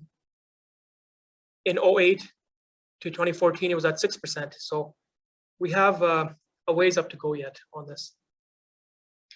US gasoline prices as a share of hourly earnings. It was about 15% in the $100 oil period. We're only at about 12% right now. So we still need from today another 30% increase for it to really start affecting consumption. 30% from today puts us at $5.25 gasoline, which is roughly inflation adjusted right where we were back here. So look for $5 plus US average gasoline. Once we get there, we might see some differences. Food. People say, well, people are spending all this money on food, so the energy cost is going to kill them. Well, the food prices as a share of personal disposable income has been dropping for quite a while. And it's at kind of its lowest we've ever seen. It's only about 5% of their disposable income is on food. So even if food goes up 30%, 40%, it doesn't have quite the impact that people claim that it does. So I love looking at graphs like this and data like this because it just shuts the narrative right there. People telling you that a 40% increase in the price of food is going to kill people. Yeah, people are going to suffer, definitely. They're going to have a hard time, but it's not a big of a deal as people are making it out to be. It's only 5% of their disposable personal income. So, or no, hang on, that's food at home. We're at 9%, I should say. 9% of personal disposable income. So it goes up by 40%, you're at 14%. So another 4% of your disposable income is going to food, and it will have to come out from other places, but it shouldn't be so bad that it absolutely kills 10% of American population or anything like that by any means. Number of people living in poverty has gone down thanks to energy. Oil and coal and natural gas are to thank for this. They've provided energy to people for them to live longer, live better quality of life, travel, actually enjoy their life. So be proud of this. It's energy in all its forms that lifts people out of poverty. And oil and gas have been at the forefront of this for the last 50 years. So for all the negative things you can say about oil and pollution and all this stuff, without oil, people wouldn't be living. They would literally be dead. So I think there's a fine balance there in the pros and cons and looking at things from an actual lens of what's happening, not just we want to destroy oil tomorrow and move to wind and solar. That's kind of what's created the problem we're in to begin with. Solar panel prices going up. Gasoline energy density is way higher than lithium ion. The graphs kind of speak for themselves. Solar panel prices were supposed to keep coming down forever, is what they told me. Well, not the case. Why do people want to buy EVs? Because they get free tax deductions, they get free stuff, they get cheaper insurance, they get more free stuff. That's literally all they care about. When that ends, this is what your EV graph is going to look like. the history of left-handedness, change this title to number of EVs in the market. It's going to have this huge curve as people have subsidies, they don't pay road taxes, they get cheaper insurance, etc. Yeah, why not buy EVs if you have the money? But at some point, they will reach a saturation in the Western world when the subsidies stop, when they start paying their fair share of road use taxes, when the interest rates actually go higher because of the concerns with like electric vehicles, that you're going to have this sort of graph. And I may be wrong on this, but I firmly believe that we're in this phase right now where there's lots of subsidies and extra bonuses to get EVs, but at some point we will flatline. It's not going to go to 100% like Norway, a country with immense money to just give people to buy these vehicles. And most of them have a second gasoline or diesel vehicle anyway. So keep that in mind. Conventional gasoline vehicles are going to keep rising despite what they tell me for electric vehicle sales. The total number of vehicles on the road is going to increase more than the number of electric vehicles. Therefore, gasoline and diesel are pretty safe. Lithium carbonate, a big part of batteries. Yeah, I thought the price was just going to keep coming down, but obviously not. We saw Tesla raise their rates for their vehicles twice in the last month. So there's other issues occurring in the EV boom. We don't have enough battery supplies to meet what we need. Dr. Alhaji has talked about this at depth. We don't have enough copper, lithium, or cobalt in the next 2 to 3 years. It's not even a long-term problem. It's as soon as we ramped up these EVs, we have problems already in the next couple of years. Lithium and cobalt being the big ones. And Google a lithium mine or a cobalt mine, and Google which people are extracting lithium and cobalt for you. And think about what you're really supporting when you buy electric vehicles. I think the reality needs to be shown a bit. Minerals used in power generation, coal and natural gas, very little. Offshore wind, solar, they use all the silicon and zinc and cobalt and manganese and nickel with very poor recycling rates. So electric vehicles, conventional vehicles, number of minerals used. This is kilograms of vehicle. Over 500 pounds of these metals and minerals in a electric vehicle. 500 pounds of recycling 10 years down the road per vehicle. The story doesn't sound so great anymore. European power generation, they used more coal last year by about 18% than 2020. When it comes down to it, money talks. That's it. And people don't want to pay high prices, so they go to the lowest cost fuel. ESG went out the window at that point. So reality is more important than virtue signaling. Data is more important. Solar installations by country. Look at the US, flatlined. Number of solar installations in the US has gone flat on these homes and these businesses and whatnot. It really isn't following the exponential curve anymore. It's not consistent. Wind and solar, thanks to Peter for this. Up and down, it's not consistent. We had the Texas freeze and people couldn't find electricity because of solar and wind. We had issues in Europe with this. So lots of problems with these sorts of technologies. I'm all for them. I wish we had more of them so we could have more energy security, more and less energy poverty. But this sorts of gyrations are just not sustainable because we don't have enough batteries to store the rest of this and supply it in the shortfall times. Electricity prices in California rose 7x more than the rest of the US. We all know what California is known for and where they're transitioning. It's the consumer willing to pay for it. That's eventually what it comes down to. I'll skip this one. Energy shortage. We have a shortage of every kind of energy. I'm not just an oil bull. I'm an energy bull. Anything with energy that trades at a nice premium where the risk reward is worth it, I'm investing in.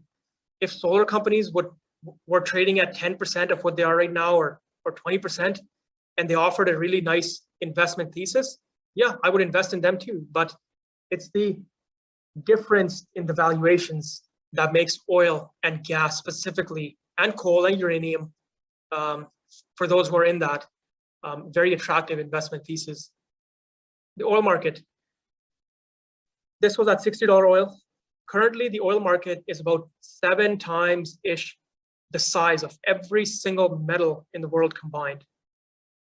The physical market. So you can screw around with gold and gold pricing with the paper market for years. You can screw around with silver for the last 20 years. But oil, there's 2 things with oil. One, it's a way bigger market than all these metals combined. 7 to 10x bigger, just oil. Gasoline, diesel products is another 7 times bigger. You want to look at refined products, etc. This is a huge market. And the second thing, metals usually stay when they're used or bought. Oil is gone. The physical oil is literally poof, gone. So unlike these metals where you can store them forever and keep them in vaults and whatnot, oil is gone. Any oil that's bought is basically used up and consumed. So you can't invent oil out of thin air. The fundamentals will come in play, and they will come into play in a big way here in the next 6 months to a year, and even currently, which is why the trade is so exciting, because it can't just be manipulated by paper markets for too long. I want to talk about misleading graphs here. Somebody sent me this graph that China cement production is down so much. Chinese economy is in a recession. They're going to collapse, etc. Here's that same graph in terms of raw numbers. Chinese cement production is doing just fine. People will manipulate these year-over-year graphs with certain ranges and certain lines and whatnot. They even tell you that, oh, when we were falling, the recession happened.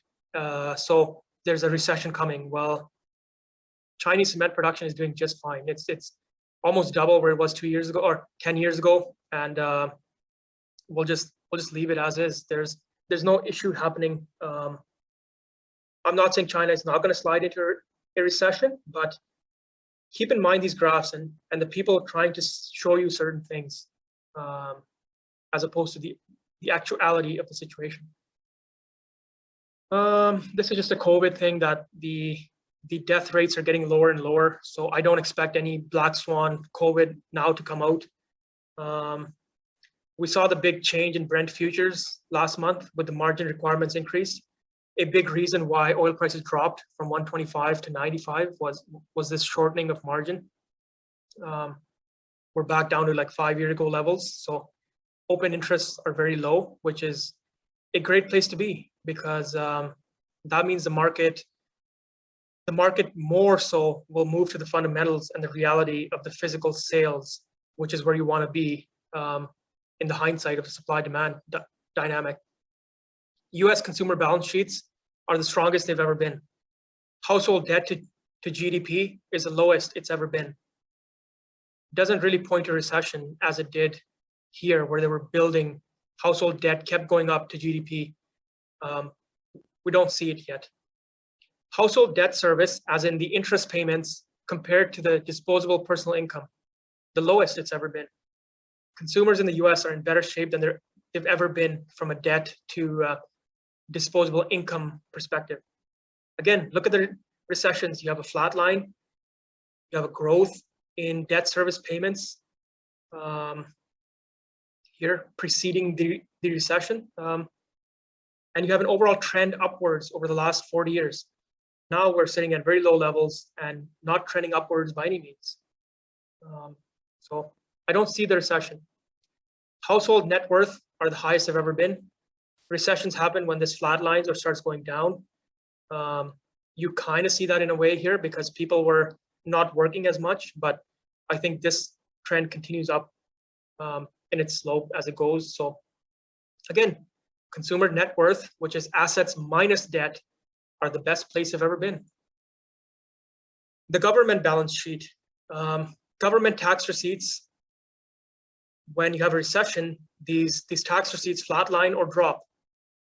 We don't see it yet. The tax receipts are looking the best they've ever been. Once again, people are over exaggerating the risk of a recession, in my opinion. The data doesn't support the narrative. And if there's any data otherwise, please send it to me. I have my email is open. I love looking at data. I don't want to look at sentiment indicators or treasury yield inversions and all this. Actual hard data that points to a recession. My inbox is always open for stuff like that. US Treasury receipts, they're up 20% more than 2019 levels. So income taxes are some of the highest they've ever been. The total income taxes taken by the government are the highest they've ever been. We haven't seen any big changes in the income tax rates. So this to me tells me that the raw number of people paying taxes has gone higher. Corporation income taxes are the highest they've ever been. So we seem to be in a pretty decent place from this. Even if you adjust for inflation, inflation from 2019 to 2022, you want to take 10%, 12%. We're still in a pretty good spot from that standpoint. And then if we just go back to these graphs, both of these items that are being compared are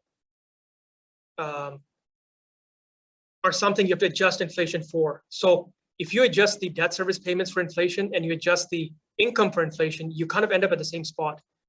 Same with the household debt to GDP. That's the way I'm reading these graphs. If I'm not reading them correctly, please also message me, because this is something that's very important, I think, and tells us what's coming in the next little bit. Does the household net worth include primary residence? I believe it does, yes. Yes, I believe this does include primary residence in it as well. And you saw that before 08, the house prices started collapsing, which caused some of this concern and the net worth declining. But there's nothing so far that shows house net worth declining either, as far as my data. But again, I focus on the oil macro. I don't spend much time on this. I want to thank Bill Wabafo for explaining these charts to me and sending them to me. But I focus on oil macro, and I look at these as a side thing recently. So if anyone is interpreting these differently, please, I want to know about it. US population on employment insurance, lowest it's ever been. If you want a job, you can get a job. There's lots of job openings. People who are living, their savings are getting drawn. They are able to go out and get a job, which I think will alleviate some of this recessionary trending of the data that people are using these consumer sentiments and whatnot to show. So that's the end. Where are we? Inflation adjusted WTI oil looking not that high, really. And this was a couple of weeks ago when oil was at 120. So there's a long ways up to go yet, in my opinion, on this. And this is where we're at. This is the final slide, I believe. So nothing has done well this year except energy, and by a long shot. There's a 4,400 bips difference between energy and tech. So I think energy and commodities continue to perform well. The overall broad market clobbering in some of these stocks has not affected the energy sector. Why is that? Because of valuations. These companies, some of them don't generate cash flows. The oil industry does. And as long as that's going to be the fundamental truth we go with oil supply demand associated with it, I think oil is not going to be affected by the overall market. It may decline with it a bit, but the outperformance will just get wider and wider and wider. There literally is no other place that I feel safe putting my money in currently. So that's that. I want to thank everyone for being here for 4 hours just about, with some technical difficulties with it.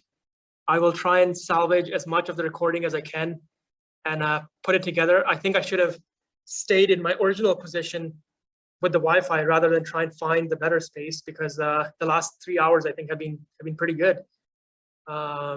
So that's that.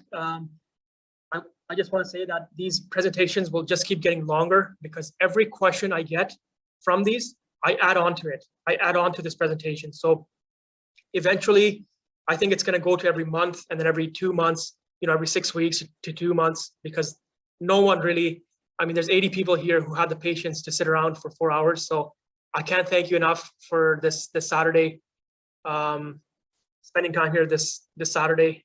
I don't know what's happening here. So thanks again. I will upload it here later. And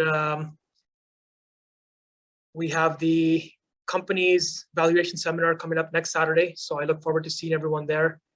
And a lot of work that's being done with the Canadian oil mafia and the rest of the people on Twitter, getting energy ignorance out, getting the information out there. So I'll be doing my part as much as possible to contribute to that, and the support of everyone just is awesome. So yeah, that's that. I don't want to do a Q&A session today because they tend to drag on for another hour or so, but we'll leave that for next Saturday. And please, yeah, if you got people who have the time, who have the patience, they want to sit around and they want to actually understand energy, please forward these recordings to them, because I think it's about time we get the word out on energy and oil and what it really is. We take some of the power back from these media people and governments that pander all sorts of nonsense all day. So yeah, that's that. I think thanks again for joining, and I'll end it here. And